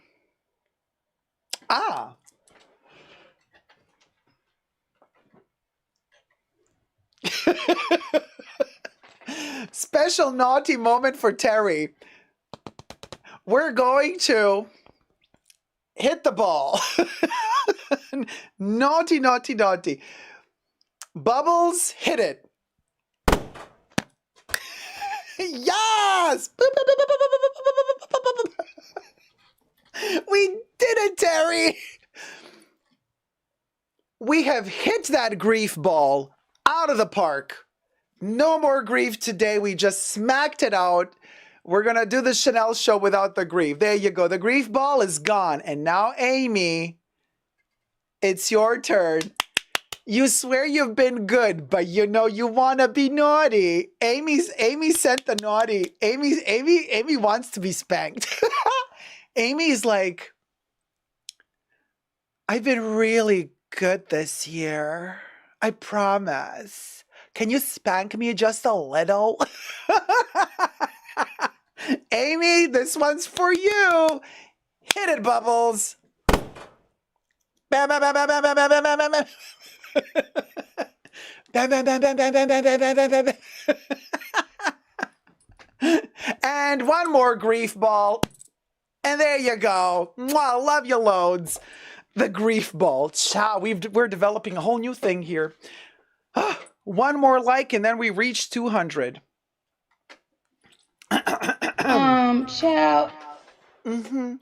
I knew Amy. Amy was like, I've been really good at being bad. Oh, I bet you was, you little minx. Oh, we did it, Joe. 202 likes. Yes, we did it, hoes. Inevitable. Okay, Brad Peta. So Thomas Sullivan, hey, sweetie darling, thumb up the live stream. All right, let's review this grievance of a Chanel. Honey, let me tell you, Linda,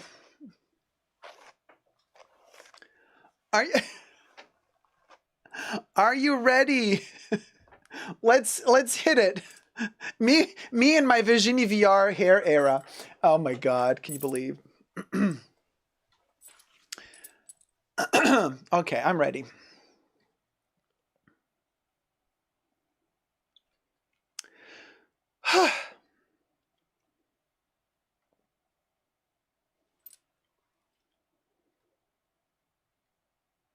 Hi everybody, Dacob here. Welcome back to the Fashion Bunker. Today we're going to review the Chanel Métier d'Art 2024/2025 collection, Paris, Manchester. I am ready with my, because, you know, it is December as we're filming this, so my ugly holiday sweater. It's not Virginie, it is Twin Peaks. And I do have a little tiny Chanel moment dangling off of this sword. And of course, I'm ready for the show. I have my timeless classic double flap, black caviar and gold hardware. So the small timeless classic is going with me to the show. They didn't invite us, but we will smuggle in. And unlike other content creators, we're actually going to give an honest opinion about the show. So before we get to it, don't forget to thumb up this video, subscribe, push the join button next to the subscription button. Become a member today. Get access to extra perks. You can also join me on Patreon, Super Dacob, all spelled together there as well for extra perks. Thank you to my members and patrons who have already pledged. This video is being filmed live in front of a live virtual audience. I live stream several times a week, so come join the fun.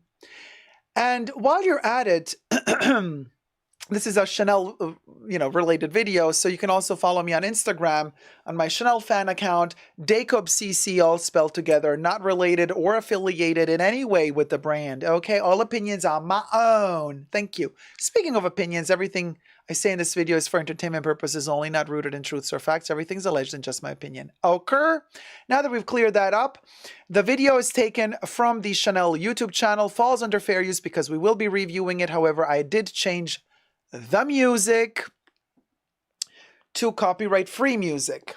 So, okay, so let's review this, music, pop, punk-inspired Vivienne Westwood, Chanel collection. Hit it.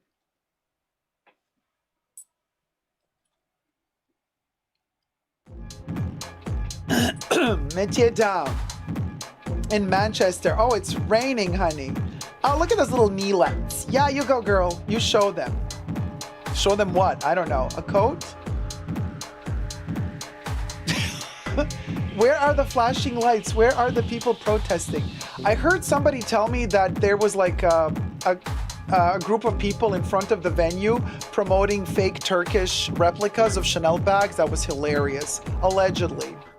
But anyway, all right. So they've decorated all the streets and made it all look very like Karl Lagerfeld did for the Cinecittà Métier d'Art Rome collection. Do you remember that one? It kind of looks like that. Sure, this is very Coco, except Coco would cover the knee. This is above the knee. Love this green. Beautiful with the ginger hair.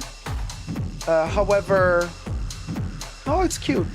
Sure, why not? Love the belt. Very old school Chanel. Oh, we're going back to the 60s. This is cute too. Love the orange. But again, Coco would always cover the knee. But this is serving more 60s. Is Virginie going more into the past now? Not many more 80s? The models, for the most part, all look quite miserable, though. The models look miserable, but who cares about the models? We're looking at the clothes. Look at the little headpiece. What are they trying? Oh my God, are they painting? They're making it look a little bit like Boy George, or actually like, oh, it'll get to me. One of my favorite artists, but not brain fart. So this was very Karl, the little hats, the beret looking hats, very Karl. Jackets, very Coco. Skirts, not Coco at all because she would cover the knee. The tweed is nice. The color combinations are cute, very simple. They're not really monochrome, but they give monochrome vibes, right? You know, like the whole beige thing, the whole green thing, the whole orange thing. I like that it's very separated. It's very, very 60s. It's kind of chic. Kind of chic. Look at that little power. The granny purse, very Vivienne Westwood, isn't it? Okay, she's swinging that hip like there's no tomorrow. Yeah, very Vivienne Westwood, the costume jewelry as well. Well, quelle surprise. Brown mixed with orange. Yeah, the camellias, the bag, their leather sucks. Even like seeing it on a photo here looks terrible. Yeah, no, not feeling the shoulder thing. Ooh, the belt is cute. But this little you know, Handmaid's Tale, gonna clean your chambers after you're done whatever you was doing vibe. Not feeling it. For that price tag at least. Also, these, no. No. The puffy shoulders. Why is she walking like C-3PO? Anyway. Oh, zippers on knitwear. Always really a bad idea, Virginie. But look, she gave us a bib. She managed to sneak in. Oh, here's another bib. She always manages to sneak in that bib, doesn't she? Look at this. Little frizzy bib. And then in the cardigan with a zip-a-pull. Such a bib. Such a bib. Oh, you leave it to Virginia for the bibbing. For the bibbing. The flats were nice. Yeah, interesting flats. Okay, this is métier d'art. There you go. Look at all the little embellishments, the sequins, the embroideries, all the added stuff on that sweater. That was an interesting sweater. You see now it's walking the other. I like that outfit with the flower. Oh no, this quilted piece, terrible. Oh, again another C-3PO walking robot. The hairdo is giving us punk vibes. Very Vivienne Westwood, 70s. A little leather. It looks like leather. Another bib. No, not feeling it. Ah, this is another métier d'art moment. But it's serving Hermes meets Chanel. You know what IYK. Okay, Virginia, I see you. Oh, this is a beautiful tweed jacket. Yeah, okay, I really like this jacket. Oh, a coat, sorry. Yeah, it's more a coat. Oh, this cardigan is also cute. Love the cardigan. Okay, now it's getting a little bit old with these geometric shaped patterns. They annoy me. I get tired of them very easily. That headpiece again. I wonder how much that's going to cost. I have to ask someone. This jacket is giving me Carl vibes. This is Virginia being Carl-esque. Yeah, the little floral I don't know. I mean, although I see this for the Asian market, you know, that cutesy, girly, innocent vibe. Like, I get it. They have a market for it. They're clever. They're thinking we're going to sell there. Oh, the vest, though. Oh, look at this little Renaissance-looking vest. Okay. Is that a separate? Can it be purchased on its own? Do I want it? Oh, okay. The hair, though. Yeah, the hat. Oh, love that acid green brooch. Oh, another vest coming in. The green vest. You know what? Gosh, I'm going to ask my sales associate how much this costs. It's probably going to cost like, what, $6,000? $5,000? So we're going to, like, let it simmer, Linda. But the necklace, cute. I love the colorway of the orange with the green. You know what? This is not bad. Sure, they're going to have a couple of those pieces that are kind of desperately trying to be a mix between prêt-à-porter and haute couture. Oh, here comes the token model. And again, they can't fit her to save their lives. They can't fit her. They just don't make clothes for anything that has a breast. It's insane. Chanel, get with it. Get with the times, girl. Now, because she is a beautiful woman, and other brands manage to dress her beautifully. Why doesn't Chanel ever manage to do it, you know?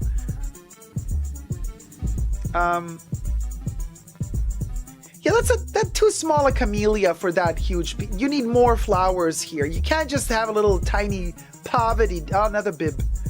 A bib with bows. Oh, Virginia, you never disappoint, do you?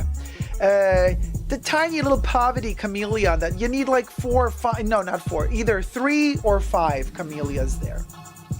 Another bib. A reinterpretation of a bib in pearl form. Way to go, Ver. Are we going to call Virginia Ver from now on? Sure, why not? So here's another landscape. Oh, this is cutesy. This is giving me 30s vibes. I like this. These patterns. It's very rare for me to actually appreciate like all over print, in this case, all over pattern. But this one I would not get tired of. I love the color combo. I love the pattern. This is giving me time travel. Love it. Don't like the costume jewelry here. Too skimpy and skinny. You know, I need chunkier pearls or whatever. But I love that pattern. Now, oh, northwest, east, west, whatever they're called, baglets, interesting, but no, it had its course, it had its time. Let it stay in the Y2K era. Loving these shoulders though, like we had in the vest, now the jacket, okay, the ruffled, yeah, this is a little bit old. Although, I think it's a detachable kind of cape moment, in which case it would be interesting. Here's another cape. I don't mind this. The shoes are also cute. Ooh, the sunglasses. Hold it, hold it. The belt, ah!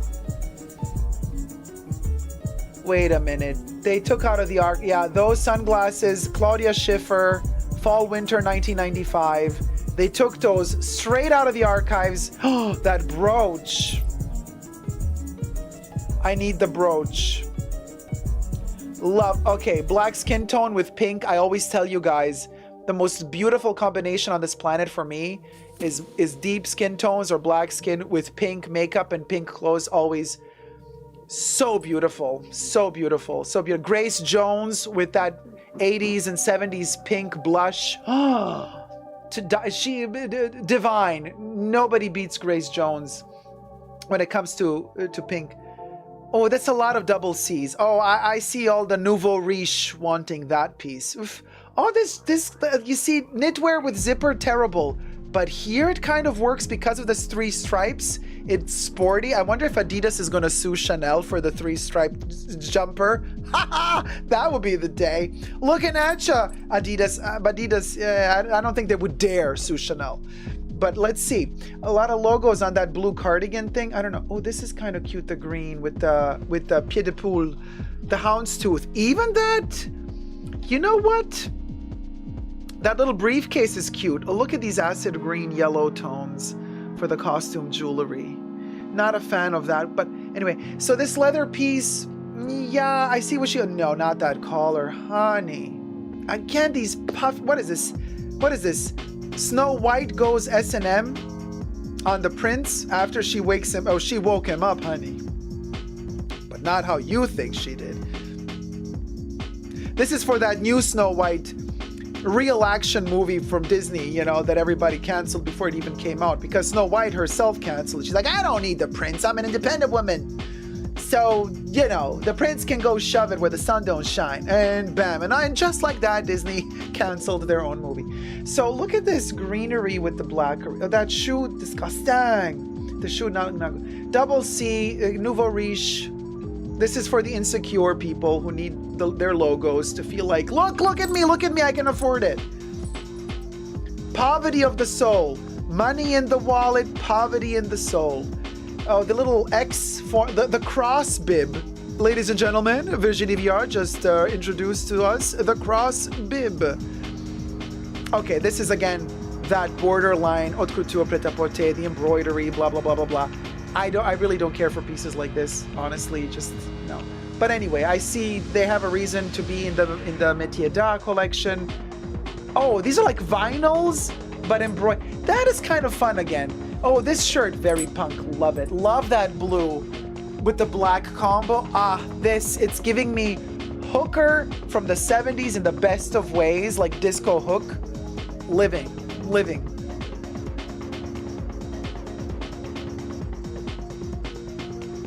This is a cute, I love the little V cut out. And you know what? This collection is cute. This collection is cute, y'all.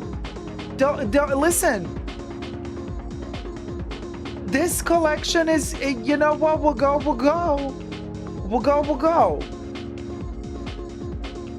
Look at all the colorlets. Orange, lilac, blue, gray. Look at it. Bam, bam, bam, bam. Then we got this like mossy green, pinky, and kind of mahogany colors. Then that other beige, eggshell, pink, brown, light green. Look at that. Virginia, you delivered a concept here that actually works. Way to go, girl.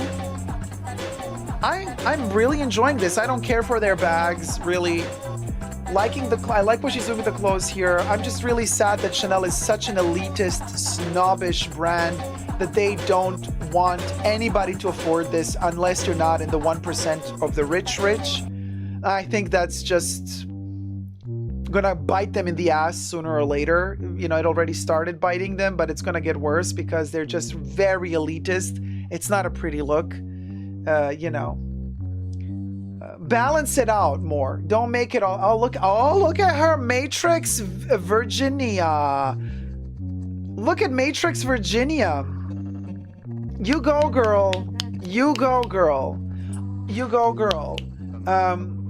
Dario says, thank you for watching the broadcast. Okay, goodbye. Dario says, it's not bad. It would be a perfect fill-up pre-collection lookbook. Yeah, I think that's too much shade to throw. No, I think this was a good collection. I think it was a solid for Virginie. I think it's a solid collection. Virginia comments in the chat, oh, I look good. Yes, you do, girl. You look very good in that little walk. And did you notice she was also more secure of herself this time around when she came out of on the red carpet, on the wet carpet, on the wet street? She came out and she was like, hey, look at me being in the Matrix. We'll go. I thought she was really perky and cute. Queen Virginia. Wow, I would love to go in this store just to have a look. Grace Chen, I think this collection was cute. How come Virginia's outfit was the best? Asks Jizzes. Because she finally understood she has to represent. Usually she would wear stuff from old collections, which is also kind of cute sustainability. But this is like, honey, I represent. You know, Victor says, seeing you hype over the brooches made me happy. No, I'm very, very happy. Very liking what I'm seeing. Loving some of the clothes, even some of the cardigans. Beautiful. The vests. Oh my God, I want the vests. I want the vests. But if I'm telling you, and I'm telling you right now, if those motherfuckers are costing more than 3K, I'm not going to get them. I'm not going to get them. And Virginia says, I got better after all the Dacob lives. Oh, thank you, Virginie. You're most welcome. And not one moment of gratitude, Virginia. Why don't you send a little something to say thank you? Nothing. Learning from the best, says Virginie. Too kind. But yeah. So anyway, Dario, that's a silly question. Dario says, yeah, but what about comparing this to Carl's Egypt collection? Dario, what about comparing any other Carl collection with the Egypt collection? You see what you can't. Different world. We don't compare. This is what we get now. The past is past. The present is present. You know, it's a different world. Thomas says, I would have enjoyed a few ancient models from the 60s and 70s on the runway. We'll go. Corey says, I like that she's digging into the archives. This was very 60s and 20s, as if the two had a bebe. Bebe. Moira Rose. Yes, Thomas. King Oogie says, her pieces are starting to become more tailored as time goes on. I just want her to experiment with structure and she'll find her DNA. Chizis says, yeah, very 2019. Fifi Bonley says, it was all 90s Marc Jacobs and Anna Sui to me, just like always.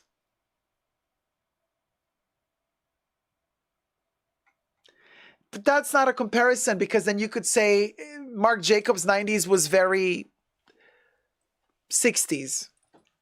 Like, where do we stop? If we start doing that, then this is a copy of a copy, reference of a reference of a reference of a reference. Don't forget, you guys, Virginie Viard comes from costume design. Virginie Viard comes from designing for theater, movies, right? So she is educated to work in referencing stuff, epochs, eras, themes. She's very structural, very, very structural. Let's be very clear about this. I personally don't think she cares to innovate. I don't think she's a designer like that. I think she's a costume designer. I think she is very much creating the best of what history has to offer, and she references it. She's very historic. She's like an art historian. Like you would do research to create costumes for a theater piece. That's how she's making these collections. You have to see them that way. Once you start seeing them that way, you will realize the genius. Yes, I said that word. She's the only one who does shit like this. She literally knows Chanel's DNA. And she knows exactly the shapes, forms, references of every decade, as a costume designer should. And when she delivers a collection, she literally imbues a decade, a vibe, a theme, a style with the Chanel DNA. Remains very respectful to Coco. She's very capable of putting her own ego to the side. And she delivers a collection. That's what she does. She has no intention. What is going on? She has no intention of innovating the world of fashion. She doesn't have that allure, you know. She doesn't have that star allure. She does not have that ego, you know, me, look at me. I am the one who's creating this show. And I really respect her for that. She doesn't go there. She doesn't go there. She stays very honest and humble and respectful to the topic at hand. And then she adds some bibs here and there. I guess the bib is her claim to fame. We will always remember Virginia for having added bibs to every epoch. There you have it, guys. We'll go.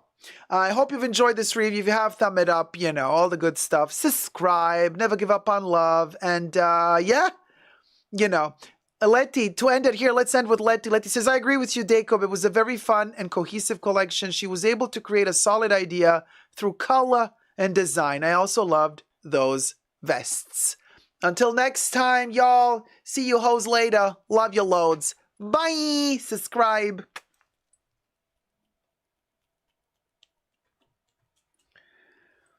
Very enjoyable commentary. Thank you, John. I have to say, I might want to get some bibs. Not the Chanel ones, of course. The real deal, Grace. Get the real deal. Hey, Mausers. Bye, Meowsers. I think she did a good job. I really liked most of it. It says 5 foot nothing. I loved it, says T-Pal. Thumb up the live stream. LALC. It looked very Chanel Spring 96. No? But younger. Those sunglasses. Wait, let me, you know what? Let me find those hoes on their website, because by now they have wait, what the hell was going on here? What's going on here? Hold on. Let me check out, because maybe they already posted like a close-up of it so I can see the glasses and I can compare it to the fall winter 1995, the Claudia Schiffer red. Thumb up the live stream. Oh my God, 220 likes. We still got more Chanel to go. Oh yes, honey. Now we're going to go into the shade. The Bruno Pavlovsky interview.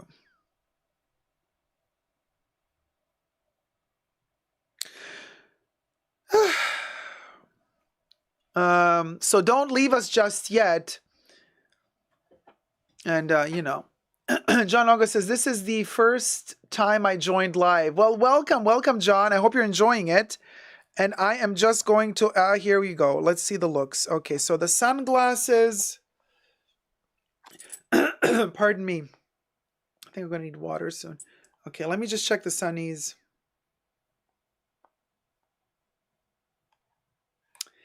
Okay, I see what they did here. Those brooches.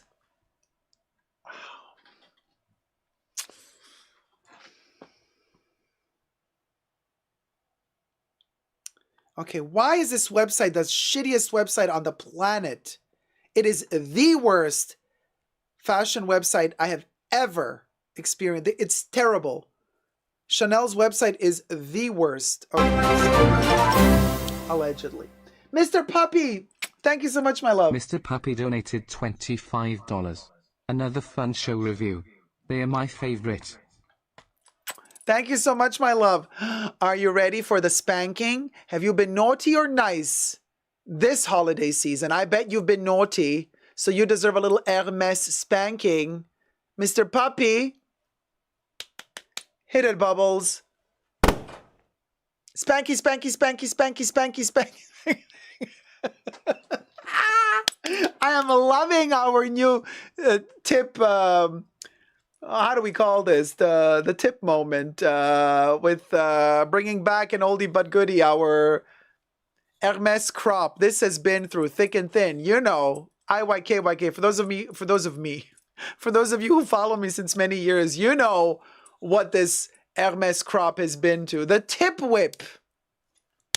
It's not a whip, it's a crop. So no, not a tip whip.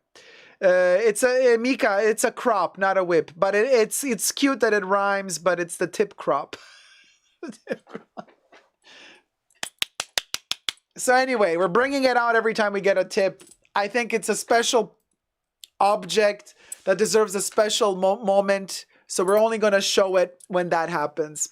Okay. Now, so we'll go. So these are not the 1995 fall winter sunglasses. They are different, but I want them, okay? Because I think they are gorgeous. This whole look, the pink with the orange and the blue. Why? Why am I falling for this?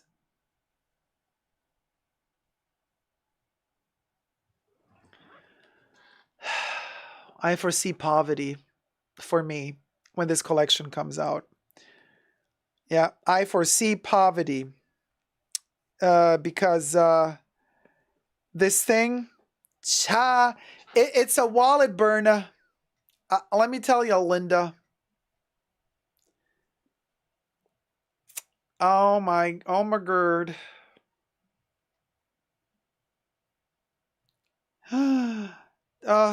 Okay. Some of these pieces are really clever, you guys. Like, damn, she knows what she's doing. She's really... This is going to sell really... This collection is going to sell.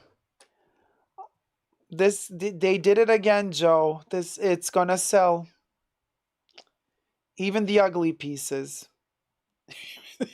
Even the... Because there's always somebody with no style that's going to end up buying the ugly piece. You know, the nouveau riche.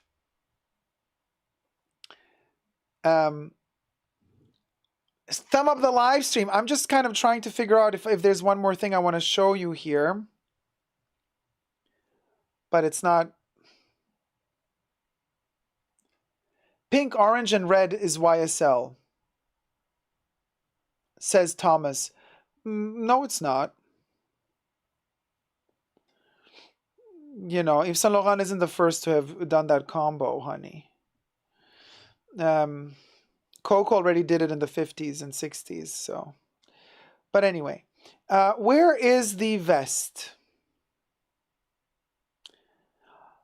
And they always do this, like these 3 or 4 looks back to back in knitwear, like the one with the pattern I liked. Very interesting. We'll go. And then here, look, what is this? Look 49? Oh, no, it's the... It's the leather vest. I don't want the leather vest. I want the tweed vest. But oh, here's the blue. Oh! This is Shelley Duvall being olive oil. Oh my god! Oh my god! Oh, yeah, I'm in love. This is so me.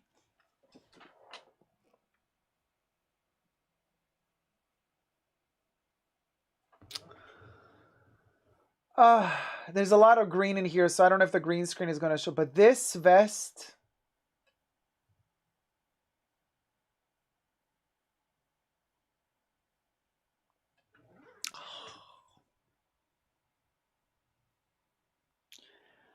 This is really good, you guys. And it seems to be completely open on the side and just buckled in with that side. Oh, so I'm sorry. I illuminated it more, so more green comes through. So now it looks a little bit, you know, more transparent. But look at this. Love this thick tweed. Oh my God. Oh. What do you mean, whose is it, AM? It's Chanel. AM, you're funny. People need to remember part of the designer's job is to sell pieces. Totally, Corey. Amy says, I like the red with the tie. I'm not buying, though. I would rather go to Europe for a couple of weeks. I can window shop poverty. Yes, Quinn, we love the poverty. Gorgeous is Letty, right? I see you with that vest, says Steven. Semi poncho. You best believe, Jesus. That is so you go just. So we have to start a whole GoFundMe moment to get the vest. Let me see. And the gray one. I want to show you the gray one, which was like passed really quickly on the show. But we can go and see it here. I think it's this. Yeah, it's the same vest, but in a different texture. It's a different, not as, wait, 1, 2, 3, 4, 5 buttons. The other one had 1, 2, 3, 4, 5, also 5 buttons. Yeah, I prefer the other color to this one.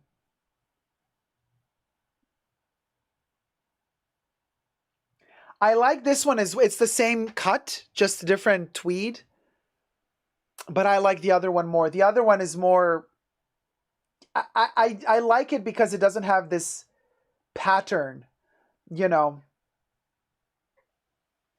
Jesus, Dacob and his Chanel belly dance era. Loves that. I love that for me. Sean Pop says, just buy a sackcloth, dyed navy, and sew some granny jacket buttons on it. Well, Chanel for £2.75. Definitely the other one. I like the top underneath it. The top underneath it is gorgeous. Very, very, very early 30s Chanel. Virginie knows what she's doing, you guys. Damn, this is good. But like, it's good if you know Chanel. You know what I mean? Like she did it, Joe. Like, she did it. But honestly, this entire look from before, this is really gorgeous. This knitted dress. Okay, it's a one piece with the sleeves. The knitted little Harlequin dress. It's so cute. The costume jewelry, Kev, to die for.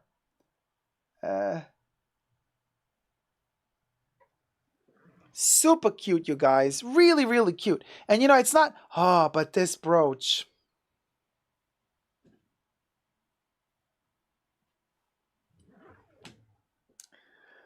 Oh my God. This is so beautiful.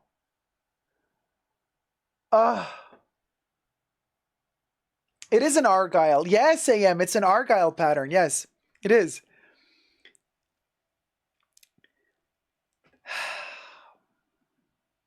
This brooch.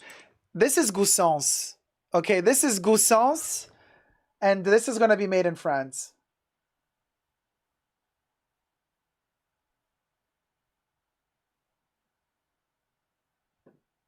And honey, look at her cheekbones. Can we talk about those cheekbones? They could cut a car with.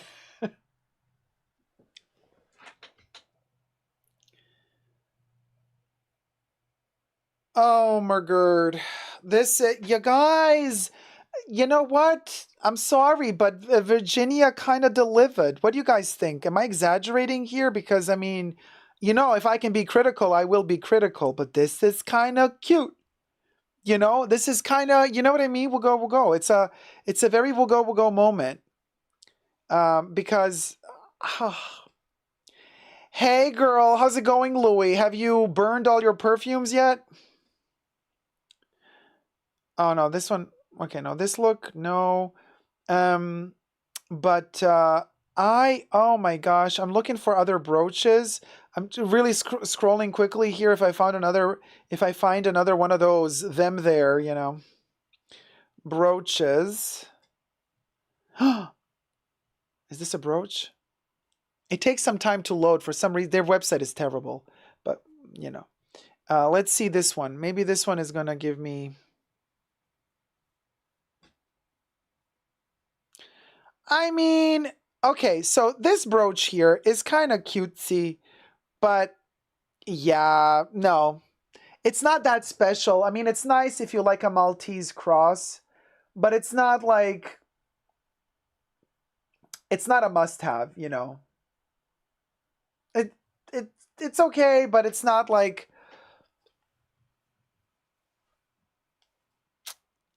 it's the other one is much more significant. And I'm looking to see if I can find, because I remember when they were like walking through, one more struck me as being particularly like, oh. But yeah, that vest, ugh.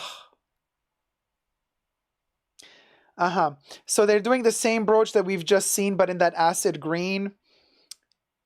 The color is interesting, but not a must-have. Let me see.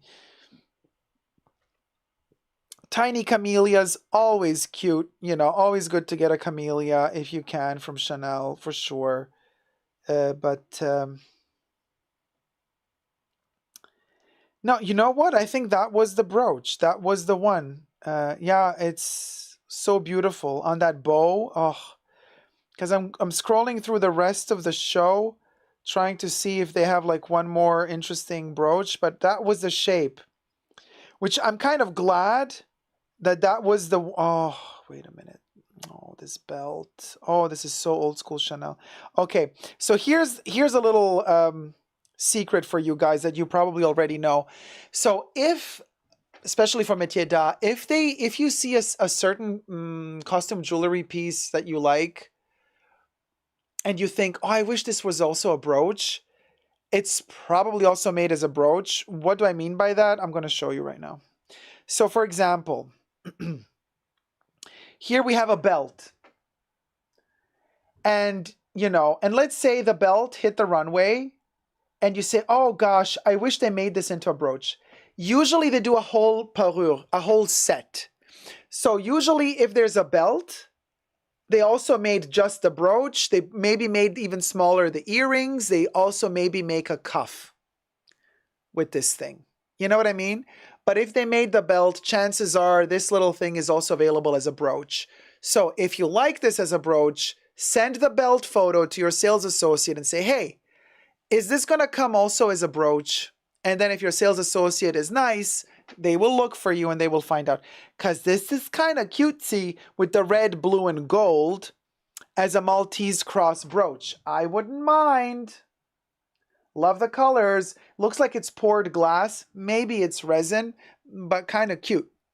Kind of cute.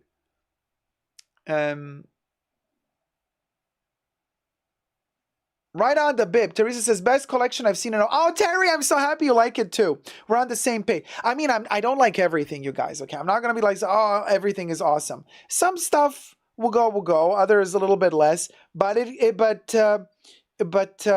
let me see. There's like stuff that I could definitely wear, you know? Yeah. So I guess that would be all for the brooches and stuff, you know?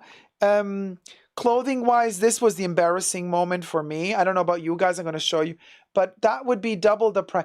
But y'all, I'm so proud of myself because like look how quickly I've narrowed it down to one piece, just the vest, and one brooch. And it would be the one with the metal background. That's it. One brooch, one vest. Those symbolize the collection. I did not even care for the bags. I'm so proud of myself. So minimal.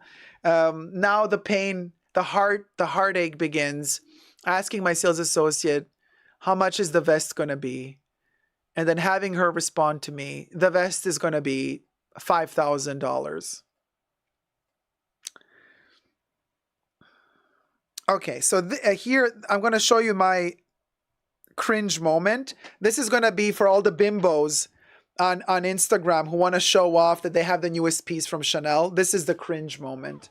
This is the one that most of the bimbos are going to get, and they're going to feel so special wearing it.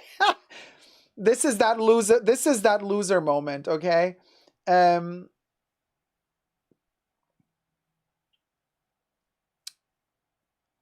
This is really, really bad. This is really, really bad. Look how bad. I have no word. This is so bad. Oh, lols, the fancy ugly sweater vibe. Yeah, exactly. Good Lord, says Natalie. Yeah, this is really... Oh, that's so gaudy. Teresa says, that green vest would grate on you, Dave. I know, Terry, but like, I really don't have the budget for it right now. $5,000. I wish, but no, it's not in the budget at the moment. But I'll ask my sales associate how much it costs. Oh well, a girl can dream. But look, this is this is really bad. It's like they go skiing and show off at the same time, but can't ski. Yeah, Kev, you pre-ordered this one? Après ski style. Oh my, what happened to that outfit? Shireen, oh my god, that's a good comment. Oh, Kev, joking. I ordered it in black. Cha. I have a vintage pattern that is the vest. It's from the early 40s, I think. Oh man, Corey, that's good to hear. It does have kind of a 40s vibe, but also very Renaissance, very Renaissance with that special shoulder. Yori, I know, sweetie, it is hideous. Blue raspberry flavored sweater.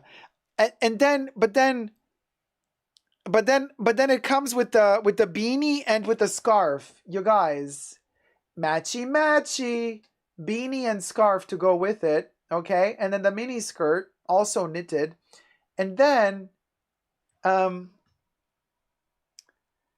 yeah, when you see the flats close up, they're not so cute anymore because I don't like all these little metal adornments on them. You know what I mean?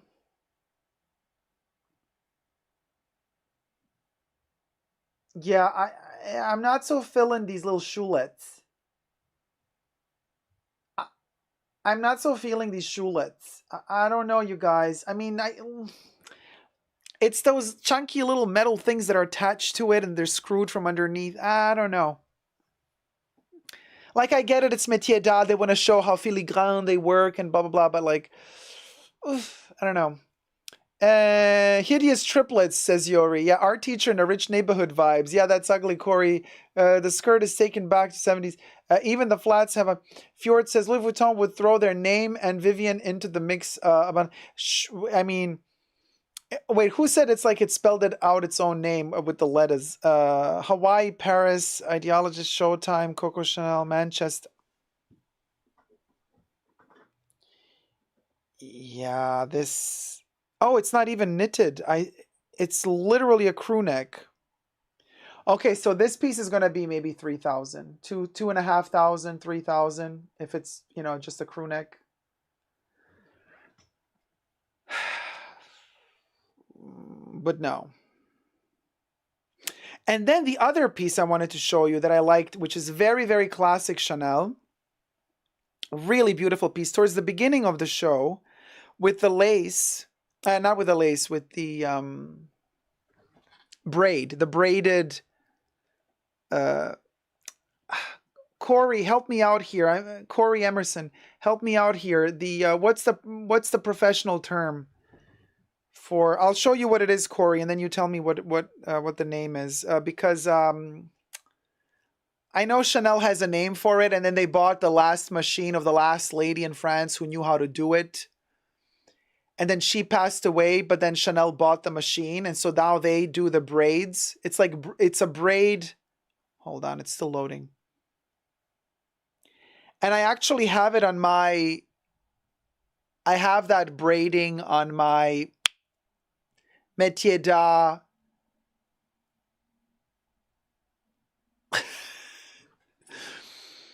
The vest, I know I love my Chanel vests. The métier d'art Chateau de Chalonceau vest. That one also has that braid on it. Let me show you. So Corey, okay, so this is a jacket, right? And this is the braiding, which is a special, the whole bordure. You see how they do it also on the pockets? So these are made by hand with this special machine. And then they're attached to the border of the clothing. And Coco Chanel loved this. And she worked with this lady who was still alive during Carl's era. And this lady who made these for Chanel, she still kept doing them. And so it is a crochet, Corey K. So Corey says, I'm watching. Is it the cording? Is it called cording? I know that's called like maybe it's cording, broid.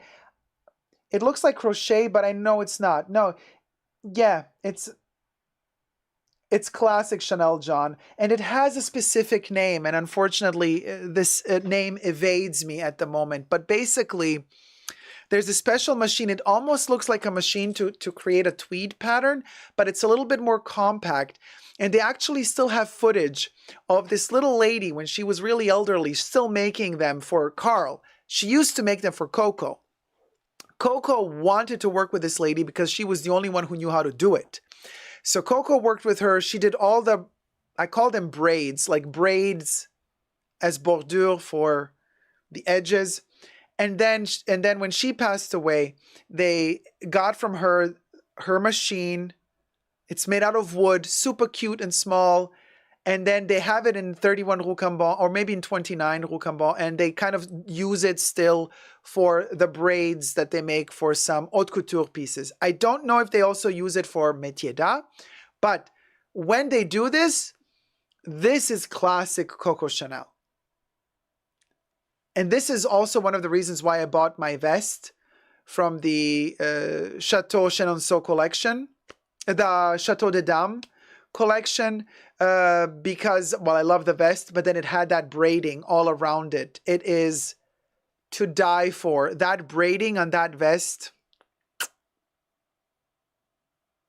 it's so beautiful. And the colors that they used to create it, so beautiful. So, oh, Monsieur Manuel. Monsieur Manuel says, Passementerie. Cha, there you go. I would have never remember. Corey says, I'm grabbing my fashion history book. Monsieur Manuel, thank you so much. You see, this is a word, forget about it. You never. And I'm going to forget it in 5 seconds, the fruit fly that I am. But there you go. I think that's the word. I'm not sure, but if Monsieur Manuel is sure, then I believe him. So he says, passementerie. Please, I'm butchering the pronunciation, but it's either passementerie or passementerie. Thank you so much, Monsieur Manuel. Natalie D says, crochet clamshell stitching. The Nectarine says, Kumihimo braid. What's her name? Madame Posieu. Yes, John. Yes. Oh, there you go. Tipa says, yes. Passementerie appliquée. Hi, BB. How's it going? Pico, pico, pico, I believe. Oh, the sweater. Yes, that, says Corey. Okay, Corey. Corey's like, yeah, that's the one. It's the right word. Thank you, Monsieur Manuel. Yes, it is, says Nay. Jane Davenport says, could you wear the vest for us on a live, maybe? Members only, maybe. I wore it several times, Jane. I wore it several times, and of course I can wear it again. Hold on. Oh, cha. Jiz has posted a wonderful picture on Instagram. Let me like that quickly. And then let me like Jizz's picture, and then let me move on. I'm gonna go on my Instagram. Hold on, I'll find a photo of me wearing it. We'll go. I'll show it to you right away. Y'all, hold on. I'm gonna show it to you right away. Actually, you know what? I think it might be in my favorites. Somewhere favorited. Where is it, y'all? Because it's Chateau de Dames. Yeah. Well, there you go. We'll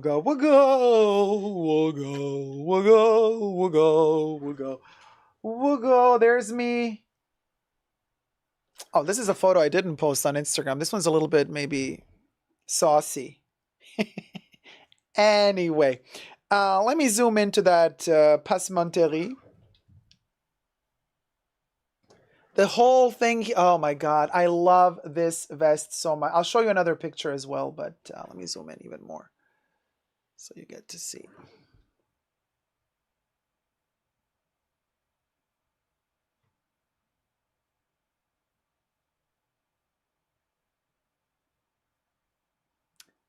And 250 likes. Oh, Alyssa. Oh, my love. Thank you so much for saying it. Y'all, thank you, Alyssa.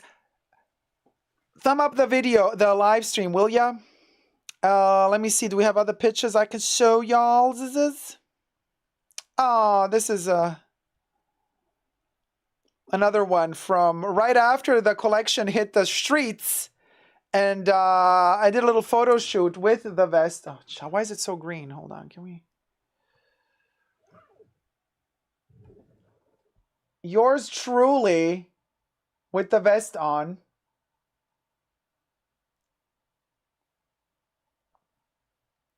Quinn!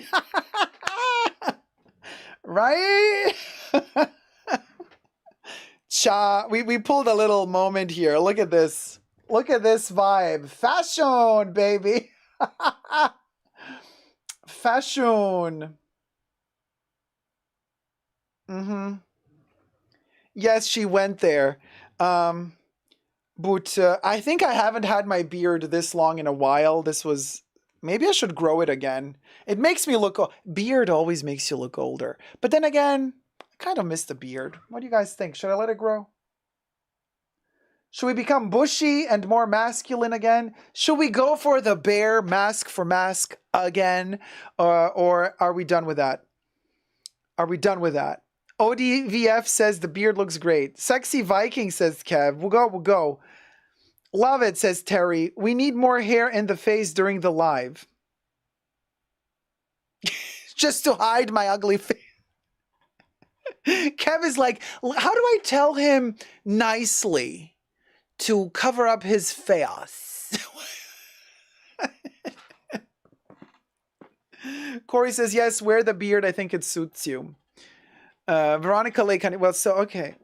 Okay, we got a little something in the hair. So if we do this, we can do. We can do it, Joe. Beard, yes, for winter. Yeah. It's not like my beard grows so quickly. You know. No. I love the mysterious hair in the face vibe. Yeah, okay, Kev, whatever. Now she's like saving her ass last minute. You know what I mean? So we'll go. But it's much longer, you guys, because that hair, it was like cut here. So as you can see,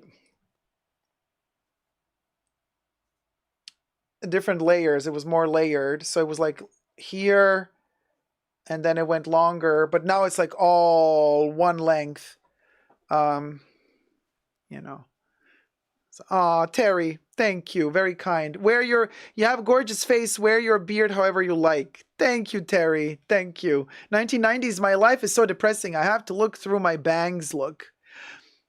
Yeah, it's giving that like depressed teenager feeling fabulous while living the pain. Yeah, that's the vibe. Loving the day after makeup vibe. Thank you. MMM, thank you. Who is she? Says Nay. I don't know. I don't know her. Daniela M. Would you cut bangs, Dacob? I don't know. Would I? Thank you, Music Girl 07. You always look great. Thank you. Very kind. Very, very kind. 240 likes. Let's get to 250. You know what? Let's get to 300 likes before the third hour. Corey's like, no bangs. A tasteful wispy bang, says Jesus. Zonzua, says Carrie.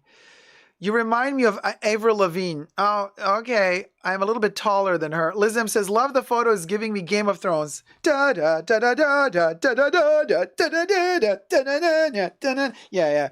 That's me. Game of Throner, baby. Game of Throner, baby. Let me see if I can show you a closer image of the button. Yeah, but when I zoom in too much, then it kind of goes out of focus. But that's the button. This is the button. It only has one button. And as you can see, I don't know if you can see it here, but it's actually two buttons. They're connected via one metal chain. So one button is sewn onto the vest. You cannot take it off. And then there's a chain attached to it. On the other end of the chain is the dangly button. And the dangly button goes through the hole on the other side of the vest, right? So that's how, so in fact, here, there's the other button, right? There is the other button and this button, and they're connected via chain. Yeah? So that's how it works. Really, really cute. Really, really cute.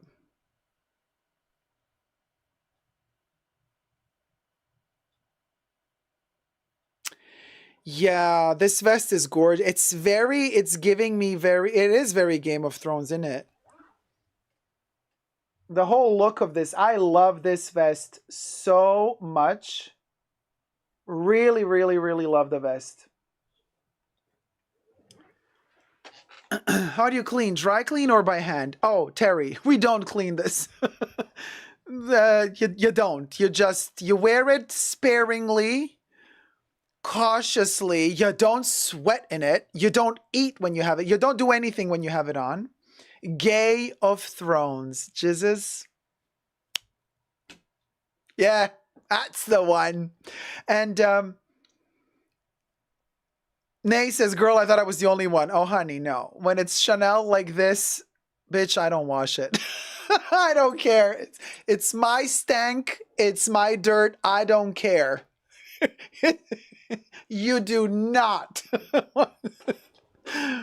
You do not. Sorry for being honest. Sorry for being honest. Oh, Hanny, we aired. No, okay. Let me tell you where it's at. That vest, every time it's not in use, it is wrapped in tissue paper, Chanel tissue paper, and Chanel number 19 soap. Yes, there is a bar of Chanel number 19 soap still in its foil. It never touches the vest. It's always separated via paper. It never touches the vest. Plus, it has its own plastic foil around it. So, that vest is always in a box together with the soap. That vest is made of wool. As you know, wool has a self-cleaning property. Wool actually cleans itself. You just have to know how to store it and air it. And it smells of Chanel number 19 soap. Every time I take it out, it's magical. Magical, I tell ya. That's how I do it. That's how I do it. That's how I do it. That's how I do it. Corey, yeah, I've heard about putting it in the freezer. I'm just really worried about the button with all the enamel and glass. And if that freezes and expands and retracts, it can crack. The button is handmade. So a bit tricky. And you can't take the button off of the vest. Unless you don't unsew it, you know. T-Pal says, we never wash our trade cloth. It's wool. There you go. Good call for the glass, says Nay. Right? Great idea, says Terry. Let me tell you something. And they've discontinued Chanel number 19 soap. Duh. But no worries. You can still get the Chanel number 5 soap. Also does the same job. Beautiful. You put the soap, leave it in its plastic foliage. Okay? Still don't let that touch the actual, you know, wrap your vest or whatever wool you got in tissue paper, whatever, blah, blah, blah. And then add the soap. Oh, it's beautiful. Always, you take it out of that box. I take the vest out. I get a waft of Chanel number 19 and I go, wow, baby, this is where it's at. So that's how I clean it. That's how I clean it, baby. Kuro says, I wish I knew this before. And of course, I never wear it on naked skin. I always make sure to have something underneath. A t-shirt, a shirt, layers underneath so that the vest never touches my skin. It never touches my essential oils. It never absorbs my fat. The vest is always separated from my skin. Even from the neck. It doesn't touch the neck there. Shikma, thank you so much, my love. Shikma Bonfile Kinsbrunner donated $10. Love the show today. You've been naughty, Shikma. Naughty, naughty girl. Naughty girl. So, you're going to get the Hermes tip crop. The tip crop for you, sweetie darling. Hit it, Bubbles. Naughty, naughty, naughty, naughty, naughty. Holiday season tip crop, baby. Only the best. Only the best for my tippers. Only the best for my tippers. Hermes, baby. Hermes, baby. Yeah. Yeah. So we'll go. You should hold on. Let me read John's moment. John Noga says you should really do an episode where you show us your closet. Yeah, not gonna happen. I have a bottle of Chanel 19 as my treasure. Oh, Liz M, I love Chanel number 19. Corey says wrap the button in some fabric, then wrap in foil. It only needs to be in there for about an hour or so. Oh, I see. So it's a very short freezing. Okay. But like I said, I never had any issues with it. I wear it so little, and it's very precious. It's not stinky. It's not, the vest is not dirty. So, but if it ever gets to that, I might do the tip of the refrigerator. Yes, Jesus, I clean it with thoughts and prayers. Like the olden days, that's what all them undergarments were for. Well, do you want to know what they did in the olden days? And I still do it only when I travel into the mountains where there are no cars. And this is a trick that works for wool. Well, trick. It's an old technique. It works for silk, mostly. This is the best way to wash your silk. But also works for wool. But better silk. Fresh, fallen snow. And this is why it's not good to do it in the city, because the snow gets dirty from all the cars. When I'm in the mountains, I take my wool and my silk with me, mostly silk, and you lay the silk in the snow, fresh fallen snow. And you just spread out your silk, you just lay it on the white snow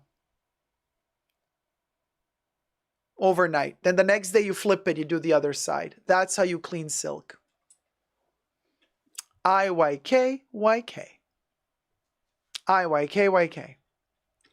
Air fryers work for other things, jizzes, but yeah, they do. Exactly, you wear layers underneath to not smell. I bought a lume di rocca and I use it on my cashmere knit after I wore it. It's a deodorant and it's meant to eliminate bacteria. Oh, Mickey, that sounds interesting, but does it kind of burn through or damage the wool? Does it, make it crack? 249 likes, you guys. Come on, let's do this. Let's get to 300 likes. We are at 2 hours and 44 minutes. Can we do 50 likes in 15 minutes? I don't know. The tip of the refrigerator, says Tracy. Not the yellow snow. No, not the yellow snow, obviously. Yup, it does the same thing as the freezer. The snow. Oh, there you go. Fjord says, I merinofied all my undergarments. Merinofied? John says, is there a reference in Coco's collections for the vest? Well, Coco, in her collections, maybe not that particular shape, but Coco did wear in the 60s, interesting how also Vivienne Westwood in her later years wore a vest. These shorter vests that only have 1 or 2 buttons or 3. There are photos of Coco wearing vests. They're not the same, but she did wear vests in her later years. It keeps you warm, but keeps your hands free to move, So it's an interesting it's a nice garment, a vest. A vest is a nice garment, you guys. And Nay says, it's a Balkan thing to put the sheets out in the freezing air and bring them back in, probably to freshen, says Nay. Miki says, it's like a stone. You have to wet it a little bit. Oh, I see. The Nectarine says, I store my delicate wools cashmeres with lavender to deter the moths. Does the soap do the same?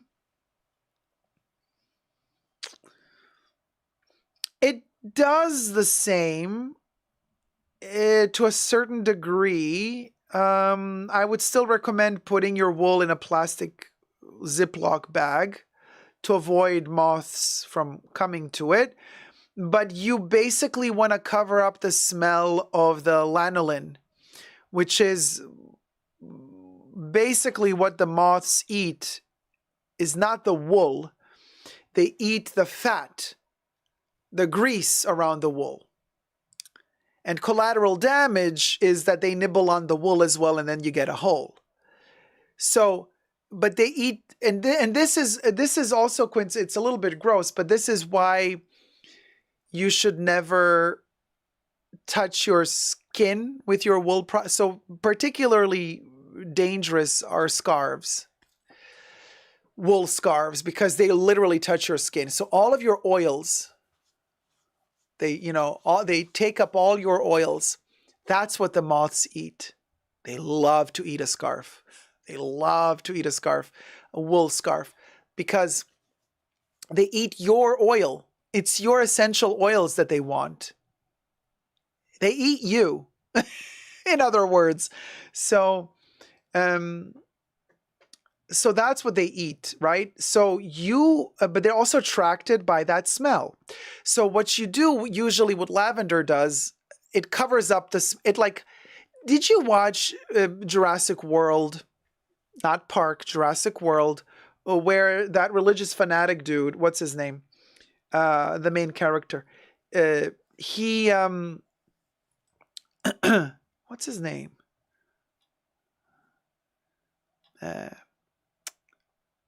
I forgot. Anyway, so he is running away from the Indominus Rex, and Chris Pratt, thanks Jesus, and he hides under the car, and he knows that so let's say Chris Pratt is the brat made of wool.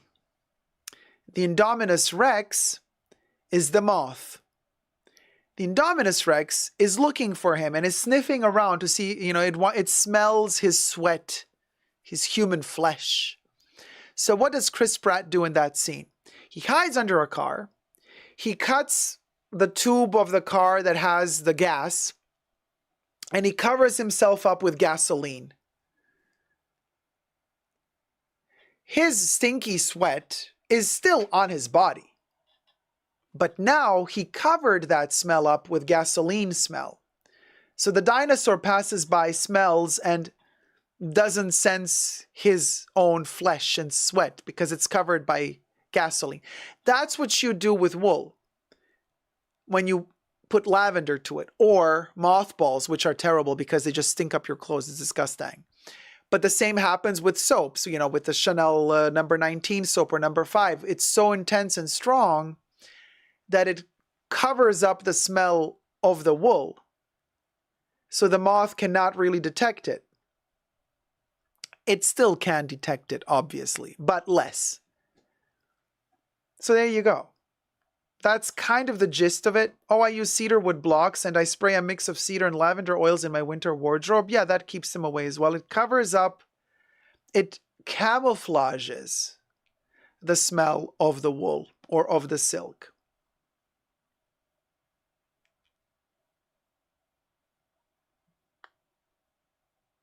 There you go. I snuck chicken sandwiches in my purse and fell asleep in the reclining theater seats during Jurassic World. Lovely. Lovely. Grace Chen says, oh, thanks for explaining the logic behind oils. You're welcome, sweetie. I have red cedar boxes to store my wood tray. And T-Pal, this is coincidentally also why a lot of really old school and beautifully manufactured furniture for storing wool and silk, they're made out of cedar. Cedar wood is also a natural repellent against these pests because cedar wood also tarnishes the smell. Cedar wood is a beautiful, by the way, the smell of it is amazing. Cedar furniture, beautiful, beautiful. We got 253 likes. Well, we got to get to 300 likes and we only have 10 minutes. I don't know if we can do 50. Can we do 50 likes in 10 minutes? I don't know. Yeah, cedar chests, chef's kiss. Kimberly Kidman, how's it going, sweetie? We use cedar. That explanation makes sense. There you go. Lavender as well. Yes, lavender as well. I also put a bit of cedar oils in my drawers with my makeup brushes. And this is also interesting because, for example, this ugly Twin Peaks sweater, I don't think it's ugly, but it's called the ugly holiday sweater. It's just merch, fan merch for Twin Peaks. So it's completely acrylic. There's no wool in this sweater. Okay, so moths are not going to eat plastic. They're not going to eat this, but they will eat it if I were to wear this a lot on bare skin. They would smell my essential oils on this. They would fly to it and they would nibble. They would eat the oils. Collateral damage they would break through the thread, the particles of the acrylic.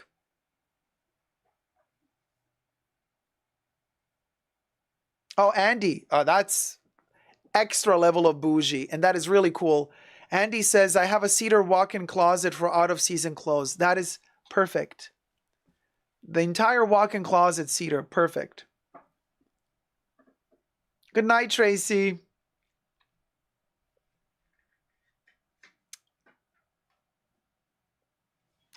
You can get a block of cedar too. They also sell them in little tiny circles with a hole in the middle, and then you can put them on your hangers. I have those as well. They sell these like little cedar circles. They look like little donuts with the hole in the middle, and then you put them on your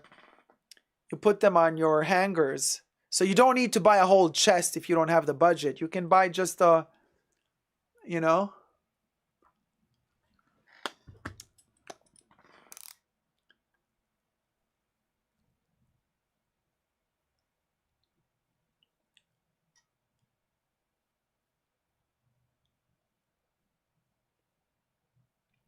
Oh, there you go, Kev.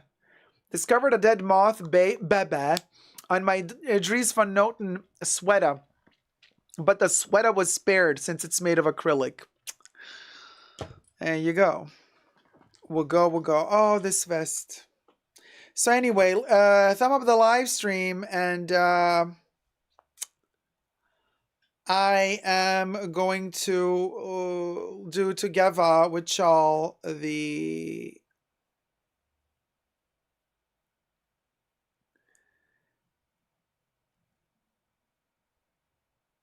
Bruno Pavlovsky interview. This is the back of the vest. So cute. It's like a little lamb, like a little pink and red lamb. Oh, God, I love this vest. Anyway. So, naphthalene, that makes me think of my grandma. Oh, Corey. All right. Let me freshen up this oily fast, and then we're going to do the thumb up the live stream, and we're going to do the Bruno Pavlovsky interview.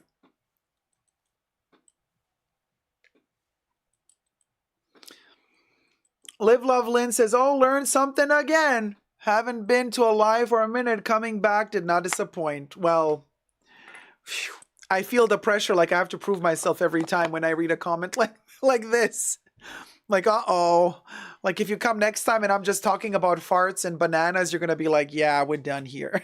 Because there are those moments too. Anyway, so yes, you have to reactivate cedar from time to time, especially the little tiny thin one. The little donuts.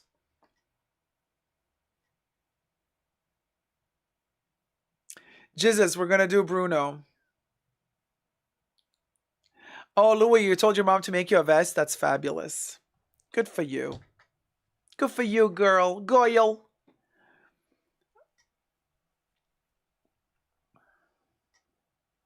All right. Let's do this. So, the Bruno, we're going to do Bruno. We don't talk about Bruno. No. Don't want to.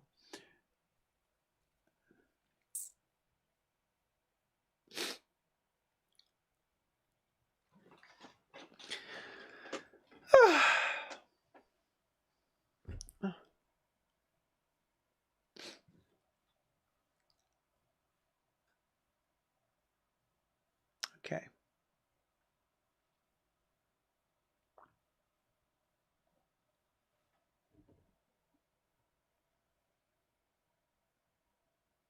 Hi everybody, Dacob here. Welcome back to the Fashion Bunker. We're talking Chanel Métier d'Art 2024 2025 collection from Manchester, Paris, Manchester. Just hit the runways, and as the show was happening and Virginie Viard had a huge success, stellar reviews. Bruno Pavlovsky, the head of Chanel, well, one of the, actually, not the main head anymore, but anyway, he gave an interview about Chanel and what's going on with the state of luxury today, what's going on with the state of Chanel today with the Métier d'Art collections. And again, we have to read between the lines here, what he says and what he doesn't say. It's a very interesting review. So let's get to it. First, subscribe to my channel if you haven't already here on the tubes. You can push the join button next to the subscription button. Become a member today, get access to extra perks. You can also join me on Patreon. Super Dacob all spelled together there as well for extra perks. Thank you to my members and patrons who have already pledged. This video is being filmed live in front of a live virtual audience. I live stream several times a week. So come join the live streams. Thumb up this video. And everything I say in this video is for entertainment purposes only, not rooted in truths or facts. Everything's alleged and just my opinion.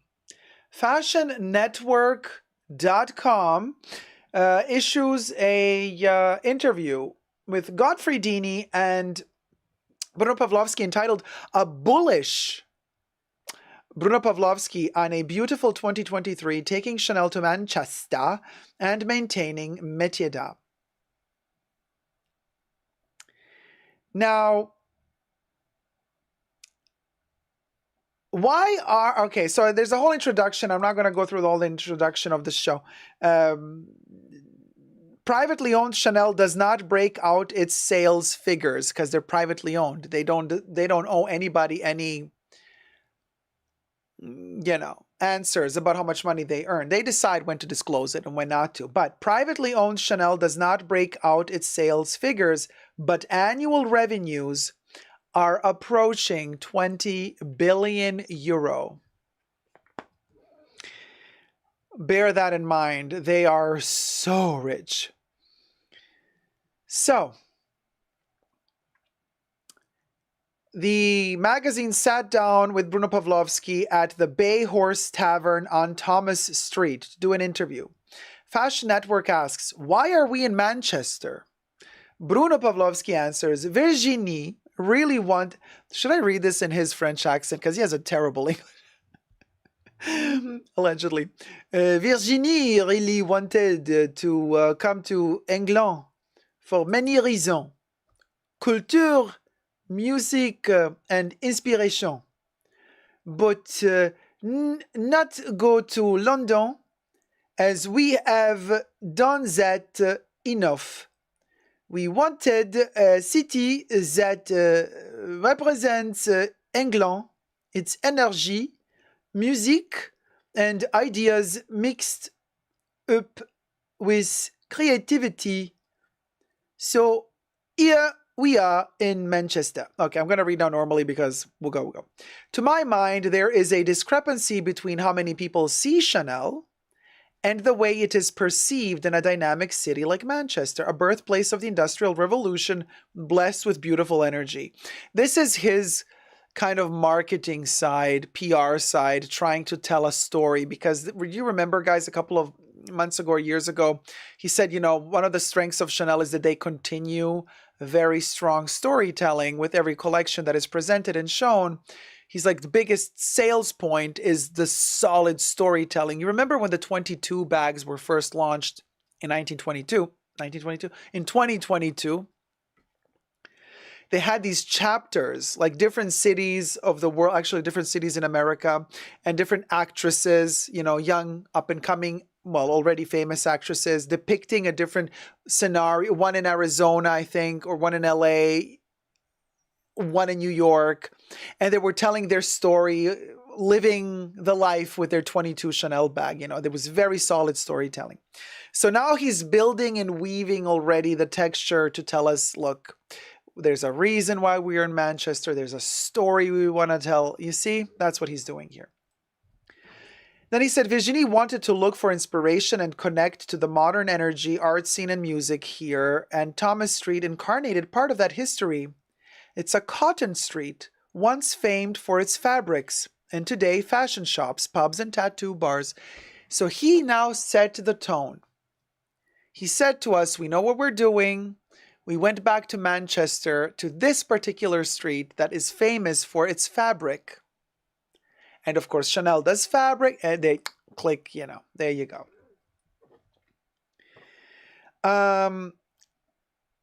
Fashion Network asks, "Why is it important that the Métier d'Art shows travel so much?" And he says, well, we could easily remain in France, but we like to follow the ideas of Virginie. And this season, it's Manchester. Last year, she wanted... I love how he's like, last year she wanted to go to Africa.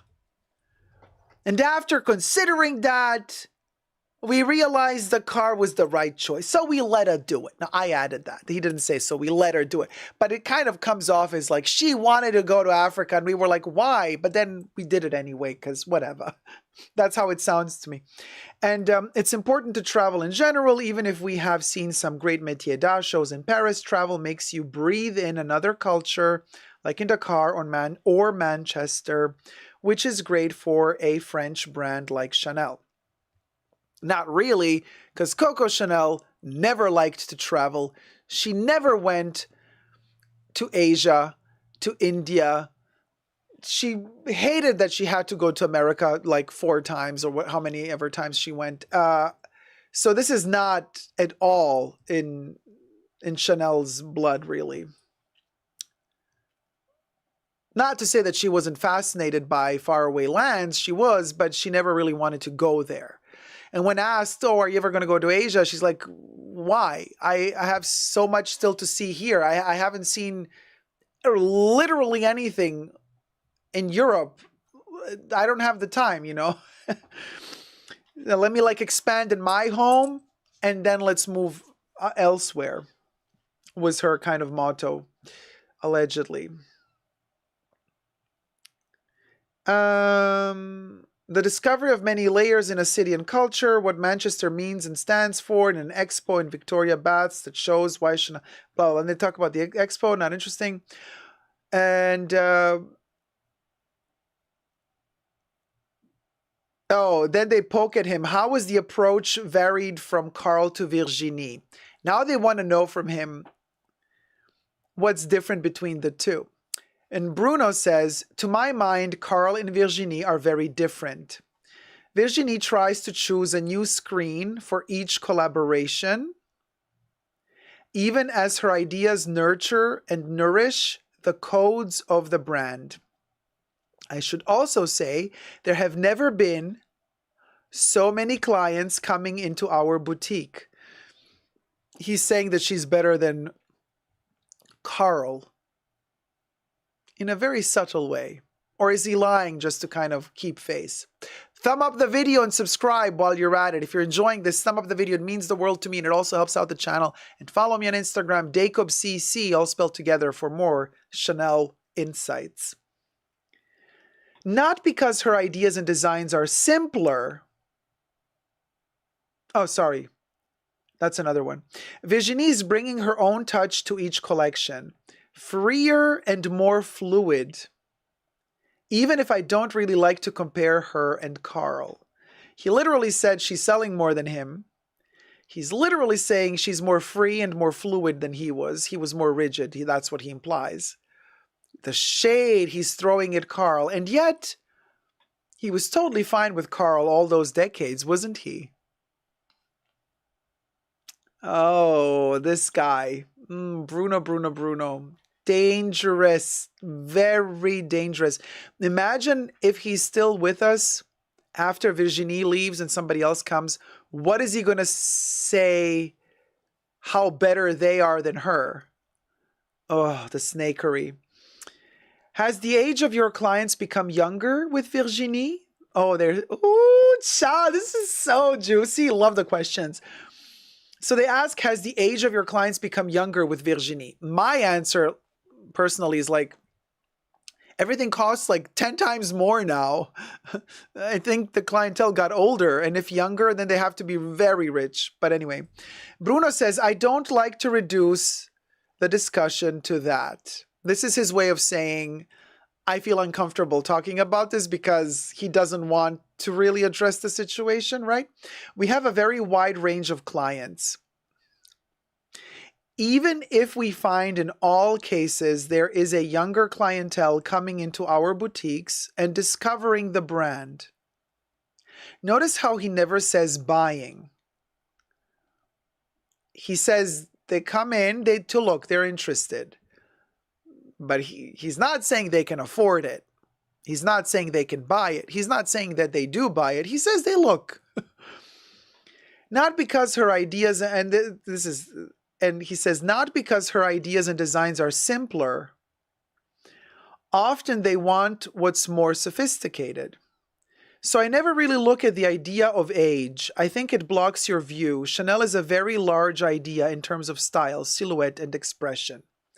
I think he lost himself here because it doesn't make much sense what he's saying. I don't like to reduce the discussion to the age. We have a very wide range of clients, even if we find in all cases there is a younger clientele coming into our boutiques and discovering the brand, full stop.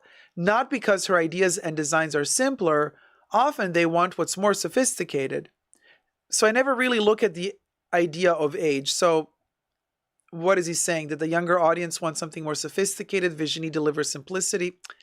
Yeah, very shady answer.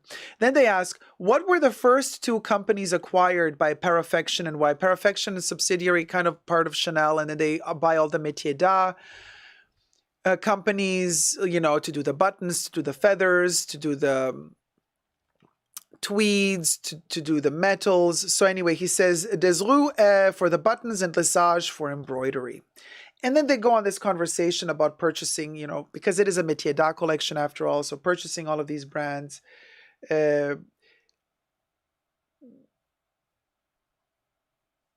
Not so interesting. What sort of year is Chanel having? This is interesting. Bruno says 2023 will be a beautiful year, double-digit growth. He can say whatever he wants, by the way, because they are not on the stock market. It's a privately owned company. They don't owe anybody any explanation, right? He can say triple-digit growth if he wants to. You know what I mean? So, but we believe him. He says double-digit growth, okay. But the bigger question is that since September, we are still growing steadily, even as major economies are slowing down. During COVID, Chanel clients could not spend money, especially for travel, but they have since returned to our boutiques in large numbers. Which is also bizarre because during the lockdown, people were buying a lot of Chanel, me included. So I don't know why he's saying that things have changed. I don't know. Interesting. He's kind of saying the opposite here. 2024 will be calmer. So he's telling us now they're going to make less money next year. There will be a slowdown, but I stress not a fall. But overall, the perspectives for luxury are still very good. I see a future where lots of entrepreneurs will make a lot of money and they will want to spend it. The fracture in society between very rich and the mass of people will continue. And those at the top will naturally turn to top quality products with a real history. This is a disgusting part, in my opinion, of what he has to say. Because first he's saying, I see a future where lots of entrepreneurs will make a lot of money and they will want to spend it. So he's talking about the nouveau riche. Okay, Nouveau Riche does not a classic brand make, Bruno. If that's all you want to nurture the Nouveau Riche, good luck to you and the trash you're going to be selling them. And then he says the fracture in society between very rich and the mass of people will continue. You see how when you talk luxury, we've already seen it when luxury brands talk about the aspirational client. What they mean is the poor client who can't afford substantial pieces from the brand, so they buy a lipstick, entry-level, price tag, small leather good, poverty. But they don't say poverty, they say aspirational. Here, he's talking about this. He's saying the fracture in society between very rich and what's the opposite of very rich? Very poor. He does not use the word poor. He says, but he does use the word rich, because that goes well with luxury, especially very rich, which is what he says. The fracture in society between very rich, and then he says, and the mass of people. So his definition, his elitist definition of society is the very rich versus the mass of people. That's it. That's his separation. So you're either very rich or you belong to the mass of people. There is no, mid-class society, bourgeoisie, nothing. There's the very rich, not even rich, very rich, and mass of people. And the mass of people is poverty, but he's not going to say the word. He's not. It doesn't exist. He's avoiding it like the total snob that he is. Poor? What's that? I don't know her. The fracture in society between very rich and the mass of people will continue. And then his elitism is even more disgusting. Don't forget, Coco Chanel always said, the opposite of luxury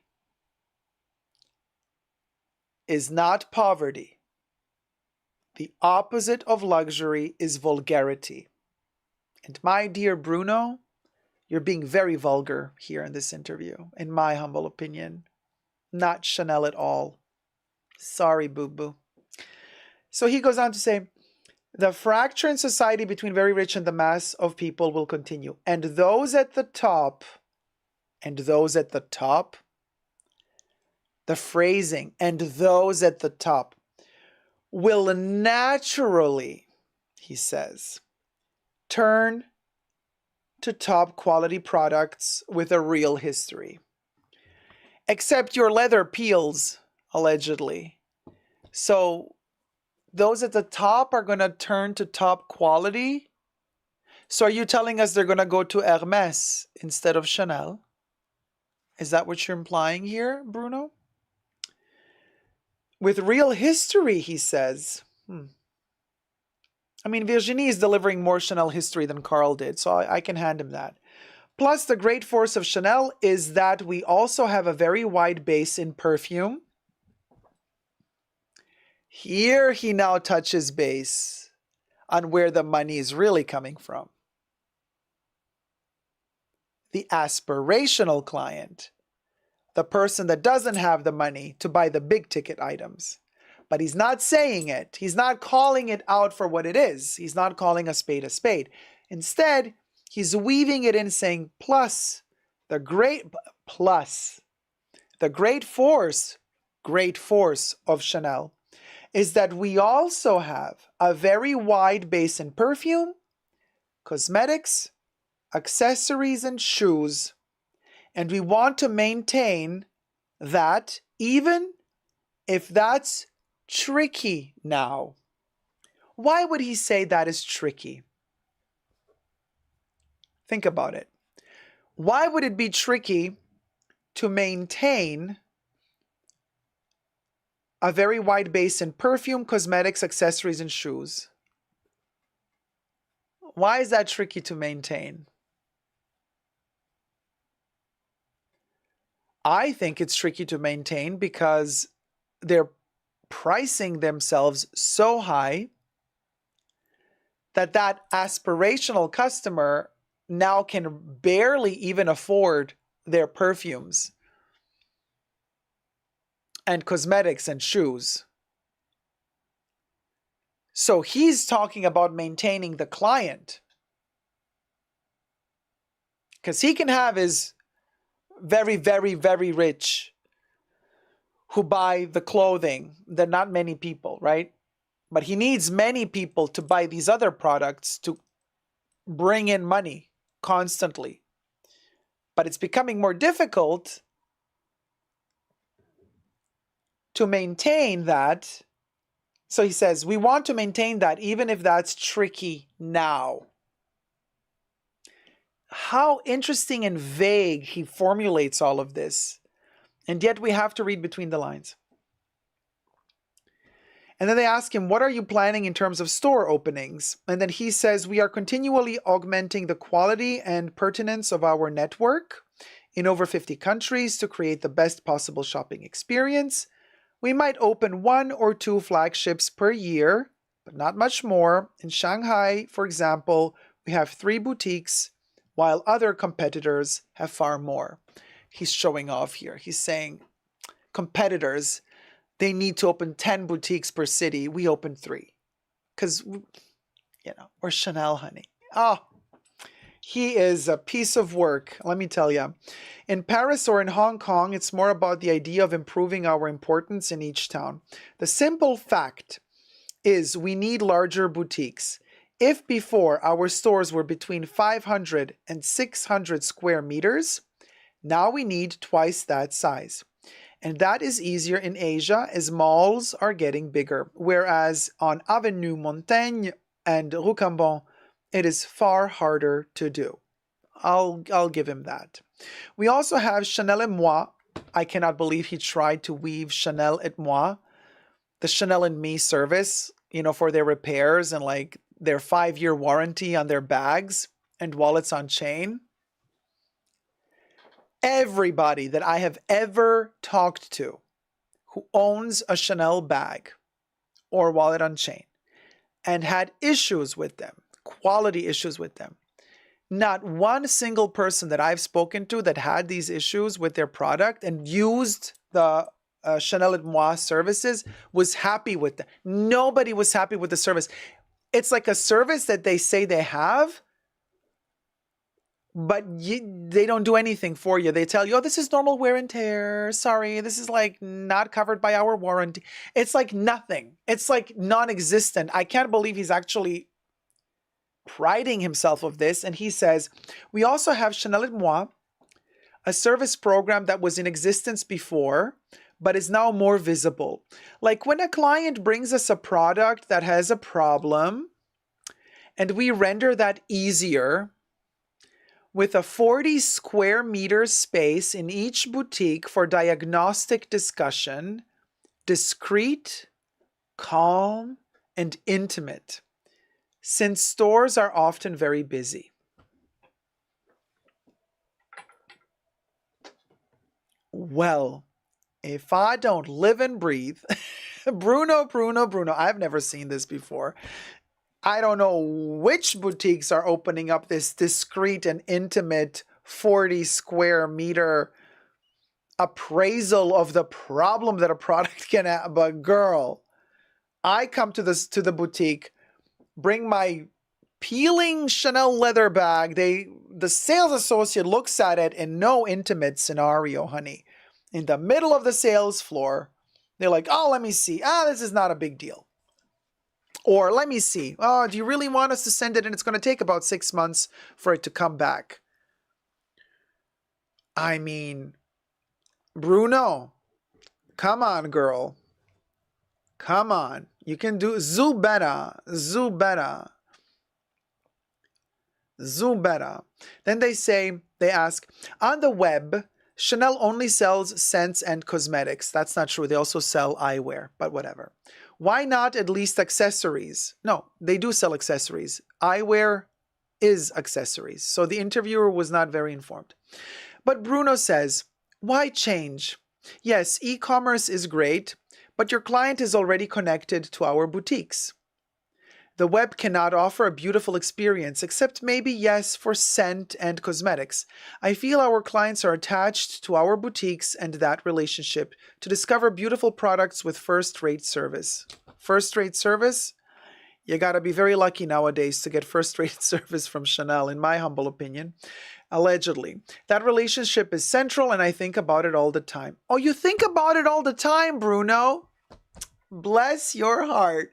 You think about the first-rate service all the time. You think about it. Hey, here's a tip for you, Bruno. Why don't you, instead of just thinking about it all the time, how about you actually start implementing it all the time in all your boutiques? We'll go. Question. What are the secrets to guaranteeing Chanel remains a successful luxury fashion brand? His answer, investing in products and savoir-faire, know-how, and the best raw materials, and nourishing creativity and inspiration, and always offering products that have real value. That is my priority.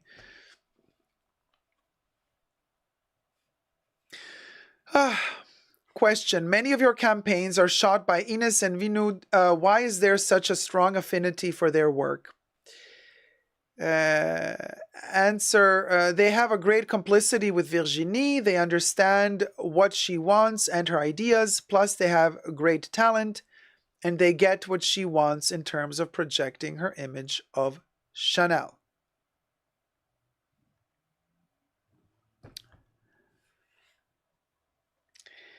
So, anywho, that was the interview. You know, there's parts that I didn't read to you. You can check out the article. It's interesting, but these are kind of the highlights. And this made me think, isn't it interesting how Chanel relies on Kristen Stewart? They used to rely on Pharrell, finally got rid of him. Now Louis Vuitton has to deal with him.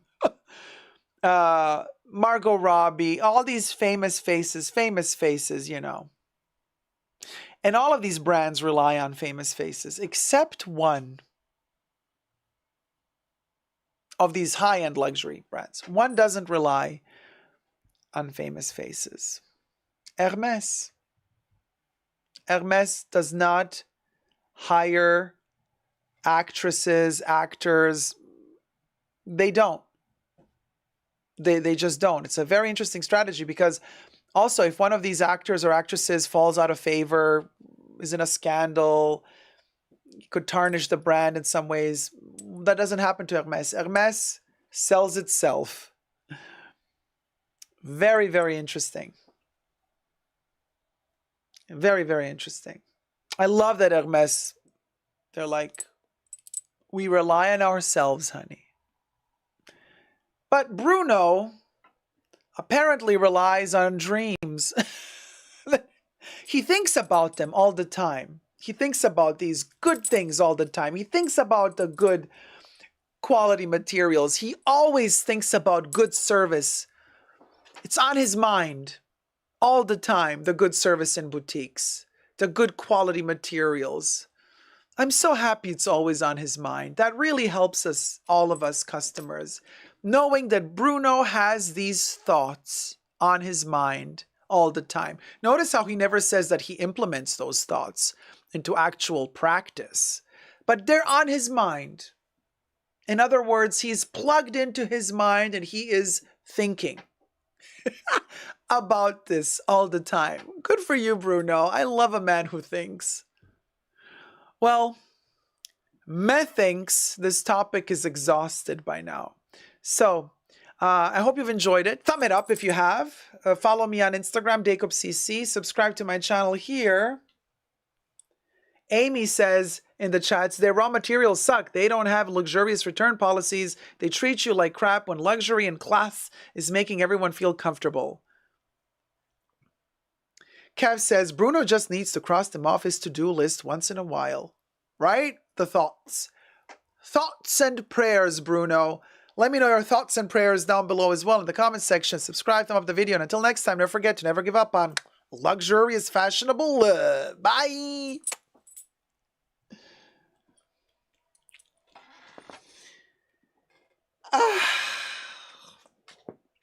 Thumb up the live stream. And while you're at it, thumb up the live stream. Where are we at now? I know, ODVF. It's truly just talk. That is interesting. Hadn't thought of that, says Pau. 273 likes. Joe, we almost did it. We only need 27. 27 more. Bye, John. Bye, John Noga. Good having you. Maria B says, happy to caught you live. Is the live ending already? Maria B, well, it's been a while. It's been 3.5 hours, so we are getting to it. Hey, Lady Bradface, low class love. You best believe. 24, 20, 25. 25 more. I see 25 on my... You see 20... Louis, why did you burn your perfumes, girl? Right? I'd rather think of my money being on my savings account than giving my money to people like that or just pay my... Louis is giving away or selling or burning his perfumes. He done. And he Yeah, he's very much says he's not, that's materialistic stuff. We'll go. He outgrew it. And I said, don't give them away. He's like, yeah, it's like with clothes. I'm like, no, it's poetry. Perfumes are like books. It's different. He keeps talking about clothes and I keep talking about books and poetry. So anyway, we're on two different, we'll go. But anyway, I didn't burn them, he says. I just allocated them. The ones I don't use, find them a new home. That's all. Yeah, Mother Teresa Gandhi could never. Jesus, right? I love perfume, says Meowsers. 276 likes. We need 24 more. If you have just joined the live stream and wish to contribute to the ever more complicated and anti-content creator friendly algorithm of YouTube, then please consider thumbing up the live stream, because I mean, there's not much we can do to help the channel, but comment, interact, and thumb up the live stream. So, yeah, you can never have too many shoes, hats, and gloves. That's right, Patsy Stone and David Marr. 22 more likes to go. Come on. Amy just gifted 10 Super Dacob memberships. It's that time of the live stream. Mary Smart was gifted a membership by Amy Carmen. Gigi was gifted a membership by Amy Carmen. PPHH was gifted a membership by Amy Carmen. Corey K was gifted a membership by Amy Carmen. Nat was gifted a membership by Amy Carmen. Sylvan Bird was gifted a membership by Amy Carmen. Given face. Carissa K was gifted a membership by Amy Carmen. was gifted a membership by Amy Carmen. Jedi Monkey was gifted a membership by Amy Carmen. Nico S was gifted a membership by Amy Carmen. Thank you, Amy, and welcome all Tier 1 members. You can start using your new emojis, baby. Teresa McGuire gifted 5 Super Dacob memberships. ODVF was gifted a membership by Teresa McGuire. Penny Lane was gifted a membership by Teresa McGuire. Yurka was gifted a membership by Teresa McGuire. M was gifted a membership by Teresa McGuire. We gotta go up again. I think Shikma. Wait, I missed it. Scroll up, Bubbles. Shikma Bonfield was gifted a membership by Teresa McGuire. I think I did all 5. By Penny Lane. Did I say it? I'll say it again. Penny Lane was gifted a membership by Teresa McGuire. And now we got another membership moment. Donna B. Donna B. gifted 5 Super Dacob memberships. Famika Gebur was gifted a membership by Donna B. Mars was gifted a membership by Donna B. Jeno was gifted a membership by Donna B. Paparazzi Team Bryce was gifted a membership by Donna B. DL Pikey was gifted a membership by Donna B. And now the chats are blocked.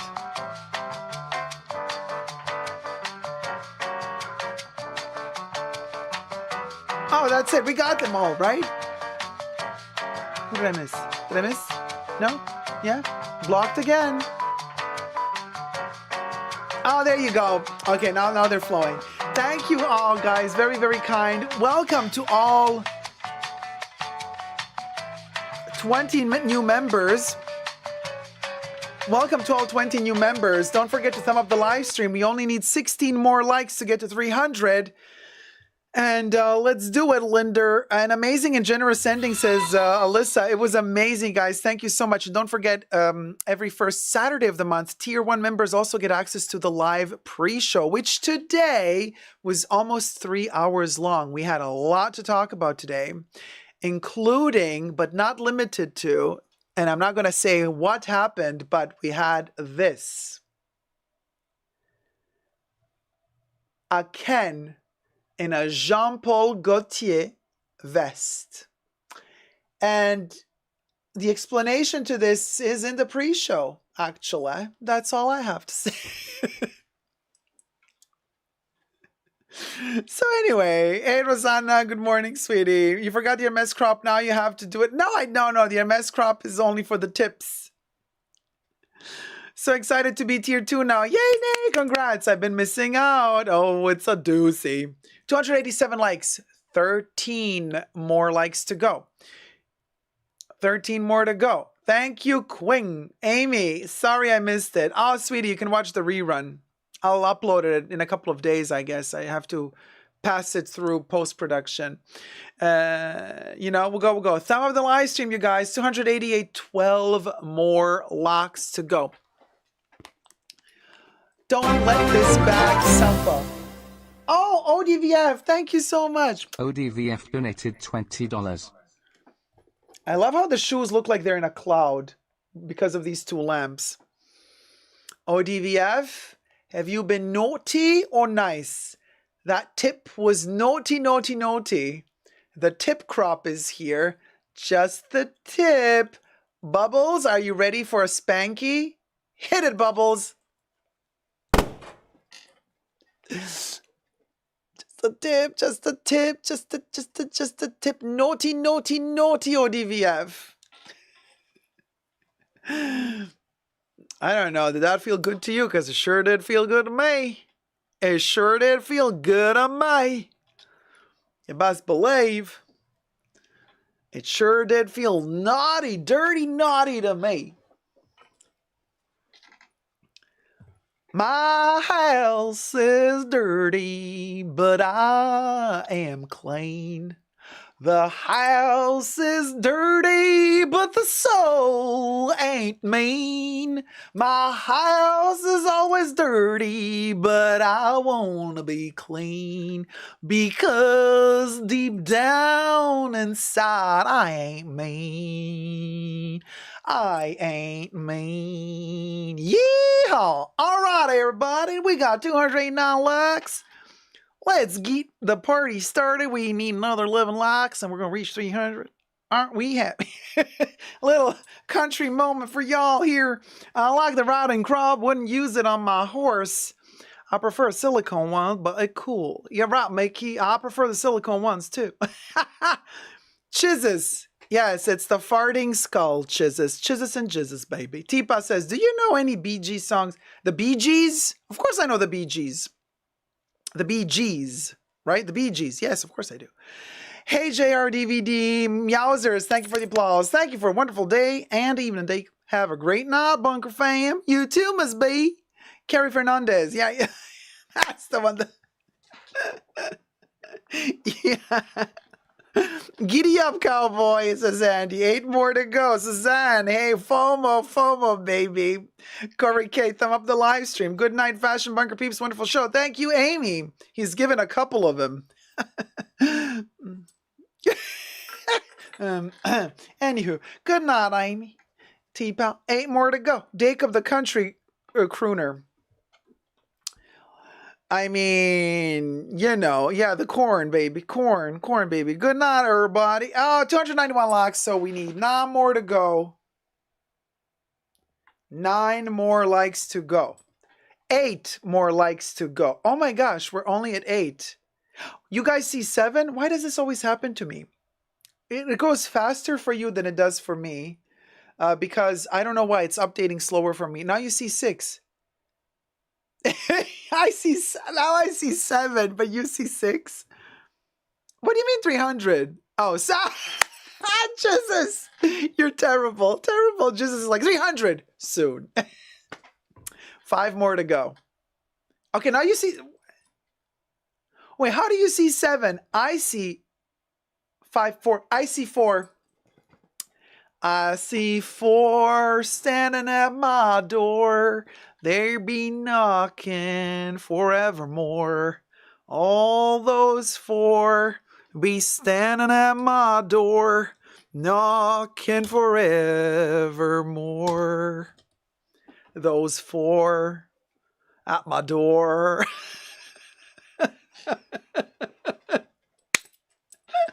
Hey, priestess, came into the live just in time to give a like. Well, thank you. 3 more. All right. Oh, 2 more. No, I still see 3 more. A lyricist, the poetry of it all. All right, we see 3 more. Okay, we're missing 3 more to get to the core of the score. Oh, 2. What rhymes with 2? Poo. 1. What rhymes with 1? Sun. We need the one. The one is the sun. The sun. Oh, 301. And we did it, Joe. There you go. There you go. We are that hoe. We did it, Joe. Get ready, all the new 20-something new Tier 1 members, to use your emojis. We're going to do the we'll go song. We'll go. Hit it, Bubbles.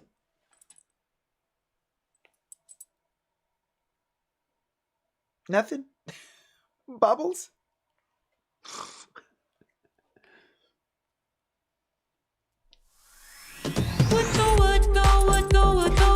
We did it, Joe.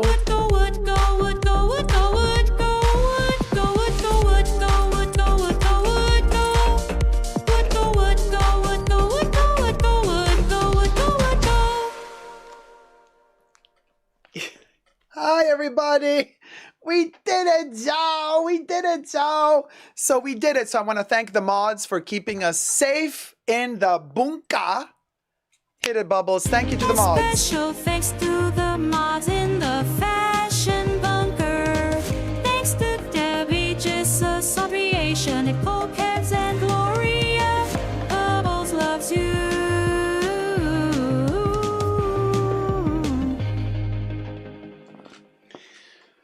And while we're at it, let's do the Living Ferret, y'all. Let's do the Living Ferret. Thank you, mods. We got Kevin the Hoos. We got Jesus and Chizus in the Hoos. We did have Audrey and Aisha at a certain point in the Hoos. Gloria Rathinos in the Hoos. And Living Ferret is next. Hit it, Bubbles. I'm living ferret, living ferret. Living ferret, living ferret, living ferret, living ferret. Oh, the life. Oh, the life. The life of it all. All right. Now I want us to sing another song. Let's do the green ones with the little X eyeballs. We're going to do the Dying Ferret next, y'all. Dying Ferret is the green emoji for all the new Tier 1 members. It's like a ferret with a green color. Hit it, Bubbles. Dying ferret, dying ferret, dying ferret, dying ferret, dying ferret. And since we've reached 300 likes, oh so easily, we have the extra bonus. Do we have the extra bonus? The Nicole. No, we don't. Maybe next time. My computer crashed and lost all the files. We're going to have to rebuild the Nicole file again. That was the Dying Ferret. And of course we have the cha-cha-cha-cha. Baby Yoda, where did you go? Where did you geek from? Oh, there you geek. Yeah, where did you geek from? And you're not even Predator, baby. Cha, you dusty girl. What happened to you? You look like you've been to the moon and back. I've been to the moon and back. Baby. You know the song? Savage Garden, To the Moon and Back. Oh, I love that song. Anybody remember that song? Oh my God, look at that. Cebuana. Cebuana75 donated $20. I had a great day. Wanted to spread the positive energy. Oh, thank you so much, my love. Look at that. We got a tip with Baby Yoda. You've been naughty, naughty, naughty, naughty, or nice. You get the naughty tipper, the tipper tripper, crop tipper. Hit it, Bubbles. Naughty, naughty, naughty, naughty, naughty, naughty, naughty, naughty. Good boy. Thank you so much, sweetie. Thank you, thank you. And do you remember Savage Garden, y'all? Yes, Carrie Fernandez. Savage Garden, To the Moon and Back. Love that song. Savage Garden, come on. Nobody remembers Savage Garden? Sure do, says Love. Right? Baby Yoda didn't feel a thing. Baby Yoda lives for the little crop moment. Yeah, Savage Garden was a vibe. Totally. Oh man, I love Savage Garden. That was such a queen, that guy. To the Moon and Back. Oh, that song. Oh, it gives me life. Oh, there you go. At least something good to come out of Australia. Are they from Australia? Ciao. We gotta step it up, Australia. I used to love their song in Guitar Hero, LOL. Oh man. What do you mean you can't subscribe? Maria B, you can't be in the chats if you haven't subscribed. So you did subscribe. Maybe you mean you can't join. Well, just push the link under the description box. It's a direct link to join, if that's what you're looking for. Darren Hayes just redid I Want You. Oh, lovely, madly, deeply. Chef's Kiss. And, you know. Uggs are from Australia, meowsers, but I wouldn't call that luxury. You know. But Uggs, you know. Anyway, Baby Yoda, are you ready to do cha-cha-cha-cha? Because everybody did already cha-cha-cha-cha in the chats. So let's do the cha-cha-cha. Maria B, welcome to Tier 2, sweetie. Yeah, Mama never loved her much. That's the one. Truly, madly, deeply had me in a hold, Miss Beast. I loved it. I love. I loved it. Still love it. Baby Yoda, let's do the cha-cha-cha. Ah! Baby Yoda, look at that. Ah! Teresa McGuire donated $20. Good night, had a great time. Your stream cheered me up. Oh yay, Baby Yoda, super happy. Baby Yoda, you wanna do the crop for Terry? You wanna do the naughty Terry crop? Yeah? Baby yeah? Okay. Okay, wait, we gotta pop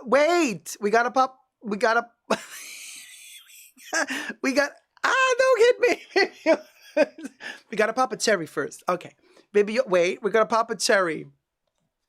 Whatever. He's just doing. Okay, pop a cherry. Pop a cherry for Terry. Pop a cherry for Terry. Naughty Terry got a cherry. There you go, baby. Yeah, there you go. There you go, baby. Terry. Oh, stop it. Rude. Baby, okay, rude. Take, done. All right. Use the force, Baby Yoda. Use the Baby Yoda.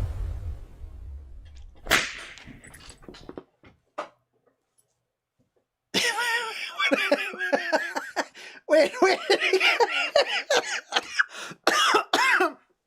Baby Yoda, you don't even know what you did, girl. He's like, what happened?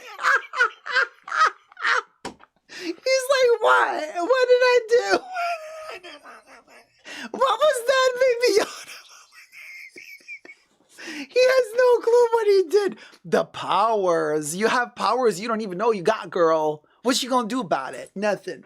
All right, that was personal, says Baby Yoda. You want to do cha-cha-cha? Okay, let's do cha-cha-cha. Okay, hit it, Bubbles. Ciao, ciao, ciao, ciao. Ciao, ciao, ciao, ciao. Ciao, ciao, ciao. Ciao. Ah! And he flew. Baby Yoda, he flew out of the pizza, honey. He flew out of the pizza. We love you, Baby Yoda. Hopefully you'll come back to us in the next live stream. But for now, enjoy heaven with Yoda. And we'll see you in the next live stream. And I'll see you in the next live stream too, hopefully next Wednesday. I hope you had fun today. This was a much cathartic process, I want to say. We went through all sorts of conversations, from happy to less happy, but that's life. The yin and the yang, baby. I hope you had fun. I hope you're going to want to tune in next week as well. And as for this weekend, enjoy the rest of your week. Enjoy the rest of your weekend. Have a wonderful, lovely, magical beginning of the new week. Good vibes, good energy. Let's end this year with a bang. And let's meet again midweek for more shenanigans. But until then, never forget, guys, to never give up on love. The classic tale that never ends. See ya. Bye.